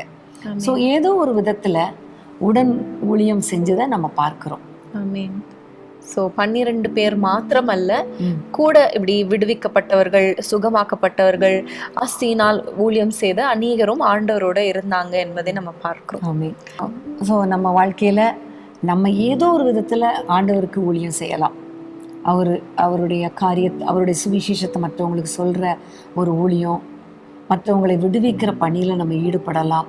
ஆண்டவரோடு கூட இருந்து அவர் என்ன சொல்லுகிறார் என்பதை கேட்டு மற்றவர்களுக்கு சொல்லுகிற அந்த பணியை செய்யலாம். அது மாத்திரமல்ல, ஆஸ்தியினால் நமக்கு கத்தர் கொடுத்த பொருளாதாரத்தினால ஊழியம் செய்வதே அதுவும் ஒரு முக்கியமான ஒரு ஊழியம். ஸோ ஏதோ ஒரு விதத்தில் நம்ம ஆண்டவருக்கு உடன் ஊழியர்களாக இருந்து ஊழியம் செய்யணுங்கிறத கத்தர் நமக்கு தெளிவுபடுத்துகிறார். ஆமென். ஆண்டவராகிய இயேசு கிறிஸ்துனுடைய ஊழியத்தில் உள்ள உடன் ஊழியர்களை குறித்து நம்ம பார்த்தோம். அடுத்ததாக இயேசு கிறிஸ்துனுடைய ஊழியத்தைக்கு அடுத்து பேதுருவோட ஊழியத்தை நம்ம பார்க்கிறோம். பேதுருக்கு யார் யாரெல்லாம் உடன் ஊழியர்களா இருந்தாங்க என்பதை சொல்லுங்க. இயேசு உயிர் தெழுந்த பிறகு 11 பேரும் ஆண்டவரோடு கூட ஊழியம் செய்த மற்றவர்களும் பெண்களும் எல்லாரும் சேர்ந்து கர்த்தருடைய அபிஷேகத்தை பெற்றுக்கொண்டார்கள். ஆவியானவரை பெற்றுக்கொண்ட பிறகு வேதம் சொல்லுகிறது, பேதுரு 11 கூட சேர்ந்து எழுந்து ஊழியம் செய்தான். ஸோ பேதுரு தலைமையின் கீழே மற்ற 11 சீஷர்கள், அதாவது 10 சீஷர்கள் யூதாசுக்கு பதிலாக தெரிந்தெடுக்கப்பட்ட சீஷனும் சேர்ந்து எல்லாருமா இணைந்து ஊழியம் செய்ததை நம்ம பார்க்கிறோம். அது மாத்திரமல்ல, அதிகமாக இயேசுவோடு கூட போன பேதுருவும் யோவானும் அதிகமாக நிறைய இடங்கள்ல ஜெபாலயங்கள்ல 2 பேரும் ஒன்றா இணைந்து ஊழியம் செய்ததை பார்க்கிறோம். பிறவி சப்பானியை எழுப்பும் பொழுதோ 2 பேரும் இணைந்து ஊழியம் செய்ததை நம்ம பார்க்கிறோம். இப்படி அவர்கள் ஊழியம் செய்து கொண்டே இருக்கும் பொழுது திடீரென்று அவங்களுக்குள்ளே ஒரு எண்ணம் வருகிறது. நிறைய மக்கள் முறுமுறுக்கிறாங்க, நிறைய பிரச்சனைகள் வருகிறது. ஸோ அட்மினிஸ்ட்ரேஷன்லையும் நம்ம கான்சென்ட்ரேட் பண்ணி, அதாவது பந்தி விசாரணை பண்ணுறதையும் கான்சென்ட்ரேட் பண்ணி, அப்புறம் பைபிள் வாசிக்கிறது, புத்தி சொல்கிறது, ஜெபிக்கிறது, ஊழியம் செய்கிறது, இதுலேயும் நம்ம ஈடுபட முடியல. அதனால நமக்கு இந்த பந்தி விசாரணைக்குன்னு ஒரு டீமை ஏற்படுத்துவோம் என்று சொல்லி அப்போஸ்தலர் 6ஆம் அதிகாரத்தில் நம்ம இதை பார்க்கிறோம். வாசிக்கலாமா? அப்போஸ்தலர் 6:2-3 நம்ம இதை வாசிக்கலாம். அப்பொழுது 12 சீஷர் கூட்டத்தை வரவழைத்து, நாங்கள் தேவ வசனத்தை போதியாமல் பந்தி விசாரணை செய்வது தகுதி அல்ல. ஆதலால் சகோதரரே, பரிசுத்த ஆவியும் ஞானமும் நிறைந்து நற்சாட்சி பெற்று இருக்கிற 7 பேரை உங்களில் தெரிந்து கொள்ளுங்கள். அவர்களை இந்த வேலைக்காக ஏற்படுத்துவோம். ஸோ அப்படி சொல்லும் பொழுது 7 பேரை ஏற்படுத்துகிறாங்க. அந்த 7 பேரும் பேதுரு சீஷர்கள் என்ன சொல்கிறாங்களோ அதுக்கு கீழ்ப்படிந்து அவங்க செய்ததை நம்ம பார்க்குறோம். அதில் ஒரு ஆள் தான் ஸ்தேவான், இரத்த சாட்சியாய் மரித்தார். இன்னொரு ஆள் பிலிப்பு, அவர் சுவிசேஷ ஊழியம் செஞ்சு உடன் ஊழியர் தான், பந்தி விசாரணைக்காக ஏற்படுத்தப்பட்டவர் தான். ஆனால் சமாரியாவில் ஒரு பெரிய எழுப்புதலையே கொண்டு வந்தார். அதனால தான் தீமோத்தேயுக்கு பவுல் சொல்லும் பொழுது உடன் ஊழியர்கள் நல்ல நிலையை அடைவார்கள் என்று சொல்லப்பட்டிருக்கிறது. ஸோ நம்ம உடன் ஊழியம் அப்படிங்கிறது ஏதோ ஒரு தரக்குறைவான வேலை அப்படின்னு நினைக்கக்கூடாது. நான் ஊழியம் செய்கிறேன் அப்படிங்கிற ஒரு எண்ணத்தோடு ஊழியம் செய்யும் பொழுது கர்த்தர் நல்ல நிலைக்கு கர்த்தர் கொண்டு வருவார். ஆதி திருச்சபையில் பேதுருக்கு அடுத்தது நம்ம பார்க்கும் பொழுது பவுல் ஊழியம் செய்ததை நம்ம பார்க்கிறோம். பவுலோட இணைந்து தேமா, பர்னபா, பிலமோன், தீமோத்தேயு ஆகிய ஊழியர்களும் அவரோடு இணைந்து உடன் ஊழியர்களாக இருந்தாங்க என்பதையும் நம்ம வாசிக்கிறோம். அப்போஸ்தலர்ல, தீமோத்தேயுல எல்லாவற்றிலும் முதலாக பார்க்கும்பொழுது பவுலையும் பர்னபாவையும் தான் ஊழியத்துக்கு பிரித்து கர்த்தர் அனுப்புகிறார். அவங்க போகிறாங்க, ஊழியம் செய்கிறாங்க. அதே போல் மார்க்கு அப்போஸ்தலர் 16ஆம் அதிகாரத்தில் சீலா அவரோடு கூட ஊழியம் செய்கிறார். அப்போ தான் அவங்க சிறைச்சாலையில் மாட்டிட்டு அடிக்கப்பட்டாங்க. அங்கே விடுதலையை கர்த்தர் கொடுத்தார். அப்போ பவுல் பிரசங்கம் பண்ணுகிறார். சீலா கூடவே இருக்கிறத நம்ம பார்க்குறோம். அடுத்தது பார்க்கும் பொழுது ஆக்கில்லா, பிரிஸ்கில்லா இவங்களும் அவரோடு கூட இணைந்து கூடார தொழிலும் செஞ்சு, பொருளாதாரத்திலையும் உதவி செஞ்சு, ஊழியத்துக்கு போகும்போதும் ஊழியத்தில் இன்வால்மெண்ட்டாக இருக்கிறத நம்ம பார்க்குறோம். அதுக்கப்புறம் பார்த்தா தேமா, தீமோத்தேயு, தீத்து, பிலமோன் இவங்கெல்லாம் ஒரு வாலிபர்களாக பவுலோடு கூட இணைந்து ஊழியம் செய்கிறத நம்ம பார்க்குறோம். அப்புறம் நம்ம பார்த்தா ஒனேசிமஸ், அவனுடைய வீட்டார் அனைவரும் பவுலுக்கு ஊழியம் செஞ்சது, உதவி செஞ்சதெல்லாம் நம்ம பார்க்குறோம். இவங்களெல்லாம் சொல்லும் பொழுது ஒவ்வொரு அதிகாரத்தில் நிருபங்களின் கடைசி பகுதியிலும் சொல்லுவார், என்னுடைய உடன் வேலையாட்கள், என்னோடு கூட அதிகமாய் பிரயாசப்படுகிற ஒவ்வொரு உடன் ஊழியர்களுக்காக, வேலையாட்களுக்காக ஜெபித்து கொள்ளுங்கள். அவர்கள் உங்களுக்கு வாழ்த்துதலை சொல்கிறாங்க, நீங்களும் அவங்கள வாழ்த்துங்கள் அப்படின்னு முடிக்கிறத பார்க்குறோம். ஸோ ஒவ்வொரு நிருபத்தையும் நீங்கள் எடுத்து பார்த்தாலே தெரியும், அவரோடு கூட எந்தெந்த சிச்சுவேஷனில், எந்தெந்த ஏரியாவில் யார் யார் உடன் ஊழியராக இருந்தாங்க அப்படிங்கிறதை நம்ம அறிந்து கொள்ளலாம். எப்படி ஊழியம் செஞ்சாங்க அதையும் நம்ம பார்க்கலாம். நான் முதல்ல சொன்னது போல் என்னுடைய இருதயத்தை குளிர பண்ணினாங்க, இருதயத்தை இளைப்பார பண்ணினாங்க, தங்களுடைய என்னுடைய ஜீவனுக்காக தங்கள் கழுத்தையே கொடுத்தாங்க அப்படி சொல்கிறத நம்ம பார்க்குறோம். என்னுடைய இருதயத்துக்கு அவன் அவ்வளோ சந்தோஷத்தை கொண்டு வந்தான். நான் அவனை உங்களிடத்தில் அனுப்புறதுனால அவங்க உனக்கும் சந்தோஷமாக இருப்பாங்க. இப்படியெல்லாம் தீமோத்தேயு குறித்து, தீத்துவை குறித்து அவர் பவுல் அழகாக சொல்கிறதெல்லாம் நம்ம பார்க்குறோம். ஆனால் சிலர் அவரை விட்டுட்டு பிரிஞ்சும் போயிட்டாங்க ஊழியம் செய்யும்போது. சில மார்க்க பேதங்கள், சில எண்ணங்கள் வந்தது நிமித்தம் பிரிந்து போனதையும் நம்ம பார்க்குறோம். அதில் ரொம்ப முக்கியமாக உடன் ஊழியராக இருந்து பிரிந்து போனது அப்படின்னு பார்க்கும்பொழுது தேமா. 2 தீமோத்தேயு 4ஆம் அதிகாரம் 10ஆம் வசனம். ஏனென்றால் தேமா இப்பிரபஞ்சத்தின் மேல் ஆசை வைத்து என்னை விட்டு பிரிந்து தெசலோனிக்கே பட்டணத்துக்கு போய்விட்டான். போதும். இந்த வசனத்துல பார்க்கும்போது பிரபஞ்சத்தின் மேல் ஆசை வைத்து தேமா பிரிந்து போயிட்டான். ஸோ அப்படி சொல்லும்போது இதுலேயும் இப்போ கொஞ்சம் யோசித்து பார்த்தா கேஆர்சி, யூதாஸ் எல்லாருமே பண ஆசையினால, பிரபஞ்சம் சொல்லும்போது உலக காரியங்கள் மேலே ஆசை வச்சு ஊழியத்தை விட்டுட்டு போயிட்டான். அதே வேளையில் தீமோத்தேயுலாம் வாலிபனாக இருந்து விசுவாசத்தில் வல்லவனாக இருந்து பின்பற்றினதை நம்ம பார்க்குறோம். சீலா அடியிலையும் உதையிலையும் கூடவே இருந்ததை நம்ம பார்க்குறோம். ஸோ உடன் ஊழியர்கள் பல விதங்களில் இருக்கிறாங்க. ஒவ்வொரு விதத்துலேயும் நிறைய பேர் சப்போர்ட்டிவாக இருக்கிறாங்க. அவங்களுக்கு முடியலங்கும் போது பிரிஞ்சு போகிறவங்களும், உலக ஆசா பாசங்கள் மேலே கண்ணை வச்சு பிரிஞ்சு போகிறவங்களும் இருக்கிறாங்க. இன்றைக்கி நம்ம எப்படிப்பட்டவங்களா இருக்கிறோம்? எவ்வளோ சூழ்நிலை வந்தாலும் ஊழியத்தை ஒழுங்காக செய்கிறோமா, அல்லது ஊழியத்தை விட்டுட்டு போயிடுறோமா, அல்லது பண ஆசை கண்களை மறைக்குதா, அல்லது உலக பிரகாரமான நாட்டங்களில் நம்முடைய மனம் போகிறதுனால ஆண்டவரை விட்டுட்டோம், ஊழியக்காரரை விட்டுட்டோம், போதகரை விட்டுட்டோம், நம்ம தூரமாக இருக்கிறோமா என்பதை சிந்தித்து பார்க்க வேண்டிய ஒரு முக்கியமான ஒரு நேரத்துக்குள்ளே வந்திருக்கிறோம். எல்லாமே நம்ம கையில் தான் இருக்கு இல்லையா? தேமாவை போல உலகத்துக்கு பின்னாடி போகிறதும் நம்ம கையில் தான் இருக்குது. அல்லது தீமோத்தேயுவை போல விசுவாசத்தில் வளர்ந்து ஆண்டவருக்கு ஊழியம் செய்கிறவர்களாய், நம்ம என்ன ஸ்நானத்தில் இருந்தாலும் அதில் ஆண்டவருக்கு ஊழியம் செய்கிறவர்களாய் இருக்கிறது நம்ம கையில் தான் இருக்குது. ஆமாம். ஸோ இன்றைக்கி நம்ம நிறைய உடன் ஊழியர்களை குறித்து பார்த்தோம். ஓல்ட் டெஸ்டிமெண்ட்லேயும் பார்த்தோம், நியூ டெஸ்டிமெண்ட்லேயும் பார்த்தோம். இன்னும் நிறைய இருக்குது. நம்ம தொடர்ந்து நீங்கள் தியானிங்க. இந்த கொஞ்ச நேரத்தில் நிறைய காரியங்களை கர்த்தர் நம்ம கற்றுக் கொடுத்தார். உடன் ஊழியர்கள் எப்படியெல்லாம் ஊழியம் செய்யலாம், எப்படியெல்லாம் ஊழியம் செய்யாமல் ஆண்டவரை விட்டு பிரிந்து போகலாங்கிறதையும் கற்றுக் கொடுத்தார். ஆகவே இன்றைக்கி தீர்மானம் எடுங்க. ஏதோ ஒரு விதத்தில் கர்த்தருக்கு ஊழியம் செய்யணுங்கிற ஒரு வாஞ்சை, ஒரு பக்தி வைராக்கியம் உங்களை பற்றி பிடிக்கட்டும்.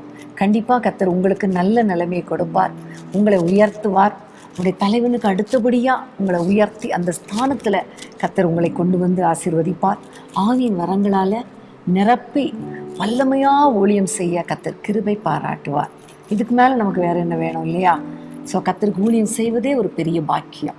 உடன் ஊழியர்கள் என்று சொல்லும்போது இவ்வளோ நேரம் நம்ம தியானித்தது ஊழியர்களோடு இருந்து வேலை செய்த, பணிவிடை செய்த ஊழியர்களை நம்ம பார்த்தோம். ஆனால் இன்னைக்கு நம்ம ஸ்டார்டிங்லேயே நம்ம பார்த்தது போல நம்ம எல்லாருமே ஆண்டவருடைய பணியில் நம்ம ஈடுபடணும் என்பது தான் ஆண்டவருடைய சித்தம். இன்னைக்கு எல்லாருமே நம்ம ஆண்டவருடைய ஊழியத்தை செய்ய அழைக்கப்பட்டிருக்கிறோம் இல்லையா? சீஷர்களாய் மாற்றுங்கள் என்று தான் சொல்லி நம்ம வாசிக்கிறோம். விசுவாசிகளாய் அல்ல, சீஷர்களாய், ஆண்டவருக்கு சீஷர்களாய் நம்ம மாறணும் என்பது தான் ஆண்டவருடைய சித்தம். ஸோ இன்னைக்கு நம்ம நிறைய காரியங்களை கற்றுக்கொண்டோம். எப்படிப்பட்ட உடன் ஊழியராய், எப்படிப்பட்ட சீஷனாய் இருக்கணும், எப்படிப்பட்ட சீஷனாய் இருக்கக்கூடாது என்பதை பற்றிய காரியங்கள் எல்லாவற்றையும் நம்ம இன்னைக்கு தியானித்தோம். பிரியமானவர்களே, இன்றைக்கும் நம்ம உடன் ஊழியர்களை குறித்து தியானித்தோம் இல்லையா? முதலாவது மோசே என்ற ஊழியக்காரனுக்கு இருந்த உடன் ஊழியர்களை குறித்து நம்ம பார்த்தோம். அதாவது ஆரோன், ஊர் மற்றும் யோசுவா. அது மாத்திரமல்ல, பெஸ்லியேலும் அகோலியாவும் இருந்தாங்க என்பதை நம்ம பார்த்தோம். ஆரோன் எப்படி ஒரு சப்போர்ட்டிவான ஒரு உடன் ஊழியராக இருந்தார். ஜெபத்தில் ஆரோனும் ஊரும் அவர்களுடைய கைகளை தாங்கி பிடித்தார்கள் என்று நம்ம பார்க்கிறோம். அவங்களுக்கு ஒரு நல்ல ஒரு சிச்சுவேஷனை அமைத்து கொடுத்தாங்க. மோசேயோட கம்ஃபர்ட் மேலே அவங்க கன்சர்ன்டாக இருந்தாங்க என்பதை நம்ம பார்க்கிறோம். அடுத்ததாக யோசுவாவை குறித்து நம்ம பார்க்கும்பொழுது அவங்க ஆசரிப்பு கூடாரத்தை விட்டு நீங்காத வாலிபனாய் இருந்தார். அதாவது ஆண்டவரோடே பேசி கொண்டிருக்கிற, ஆண்டவருடைய பிரசனத்தை காத்து கொண்டிருந்த ஒரு உடன் ஊழியராய் இருந்தார் என்பதை நம்ம பார்த்தோம். அதனால மோசேக்கு அடுத்தபடியான அந்த ஸ்தானத்தை அவர் பெற்றுக்கொண்டார் என்பதை பார்த்தோம். அது மாத்திரமல்ல, ஆரோனுடைய சந்ததி தலைமுறையாக அவங்க ஆசாரியனாய் இருந்தார்கள் என்பதை நம்ம பார்த்தோம். அடுத்ததாக ஏலியை குறித்து நம்ம பார்க்கும் பொழுது ஏலிக்கு இருந்த அந்த சாமுவேலை நம்ம பார்க்கிறோம். சாமுவேல் ஆண்டோடைய வார்த்தையை கேட்டு அதன்படி செய்ததுனால தான் முதல் பெயர்செபா வரைக்கும் அவங்க எவ்வளோ பிரசித்தி பெற்ற ஒரு தீர்க்கதரிசியாய் மாறினாங்க.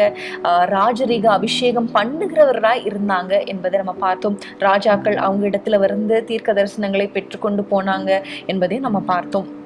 அடுத்ததாக எலியாவை குறித்து பார்க்கும்போது ஒரு அருமையான எலிசாவை அவங்களுக்கு உடன் ஊழியர்களாய் ஏற்படுத்தி அவர் சென்ற இடமெல்லாம் பின்னாடியே சென்று அந்த வாஞ்சியோடு அந்த அபிஷேகத்தின் மேல வரத்தின் மேல வாஞ்சியோடு இருந்த ஒரு உடன் ஊழியராக நம்ம பார்த்தோம்.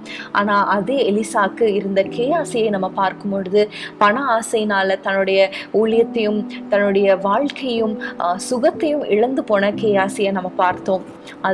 அதை குறித்து நம்ம பார்க்கும்போது யூதாஸ் காரியத்தையும் நம்ம பார்த்தோம் இல்லையா? ஆண்டவராகிய இயேசு கிறிஸ்துவை பணத்துக்காக காட்டி கொடுத்து தன்னுடைய ஊழியத்தையும் வாழ்க்கையும் முடித்து கொண்ட ஒரு யூதாஸ் காரியத்தை நம்ம பார்த்தோம்.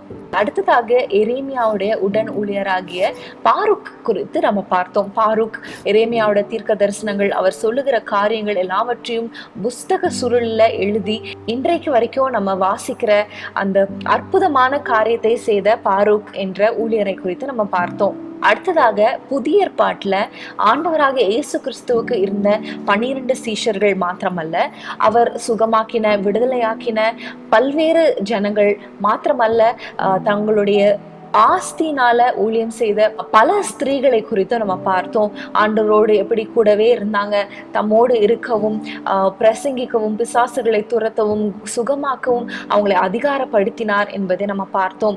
அடுத்ததாக ஆண்டவராக இயேசு கிறிஸ்துவனுடைய ஊழியத்திற்கு பிற்பாடு பேதுரு எழுந்து மற்ற சீஷர்களோடு கூட எழுந்து ஊழியம் செய்ததை நம்ம பார்க்கிறோம். அவரோட கூட யோவான் பல அற்புதங்களை அவங்க 2 பேரும் சேர்ந்து செஞ்சாங்க என்பதை நம்ம பார்த்தோம்.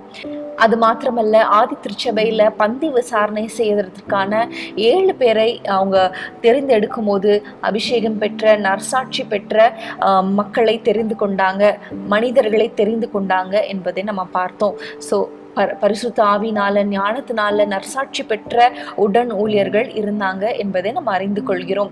அடுத்ததாக நம்ம பார்க்கும் பொழுது பவுலை குறித்து நம்ம பார்க்கிறோம். பவுலுக்கு அநேக உடன் ஊழியர்கள் இருந்தாங்க.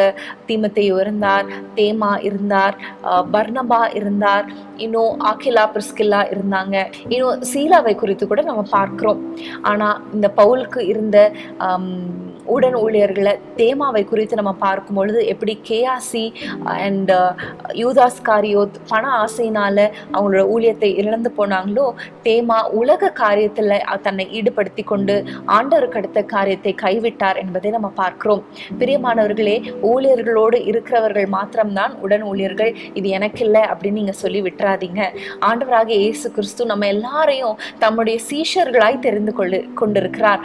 விசுவாசிகளாய் அல்ல, சீஷர்களாய் நம்ம எல்லாரும் ஆண்டவருடைய ஊழியத்தை செய்ய நம்ம அழைக்கப்பட்டிருக்கிறோம். ஸோ இந்த குவாலிட்டிஸ் எல்லாம் நம்ம இடத்துல காணப்படணும்.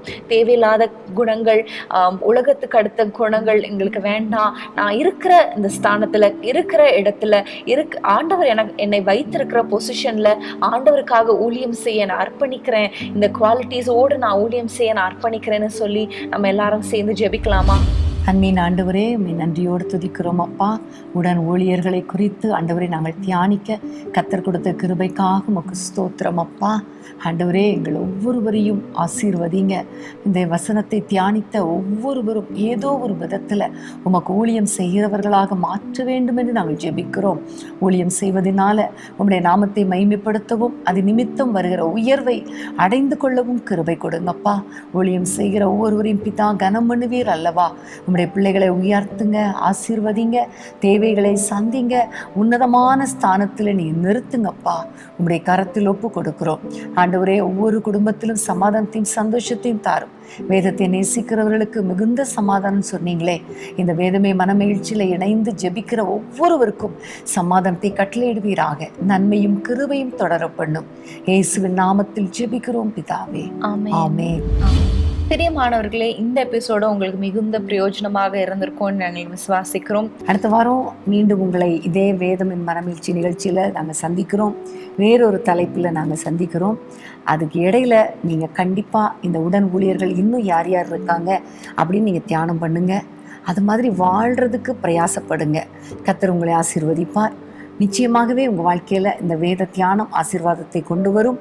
உங்களுடைய இருதயத்தில் ஒரு நற்குணசாலிகளாய் மாற்றும். நித்திய ஜீவனுக்கு ஏதுவாக உங்களை வழி நடத்தும்.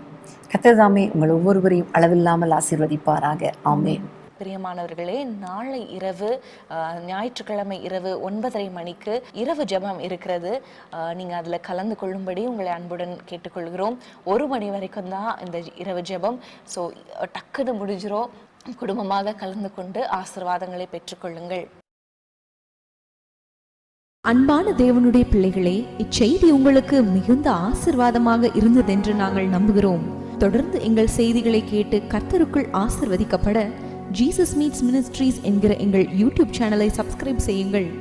மேலும் உங்கள் ஜெப உதவிக்கு எங்களோடு நீங்கள் தொடர்பு கொள்ள வேண்டிய தொலைபேசி எண் 9842252836 மற்றும் 7299546363. Email gpsrobinson@hotmail.com. கர்த்தர் உங்களை ஆசீர்வதிப்பாராக.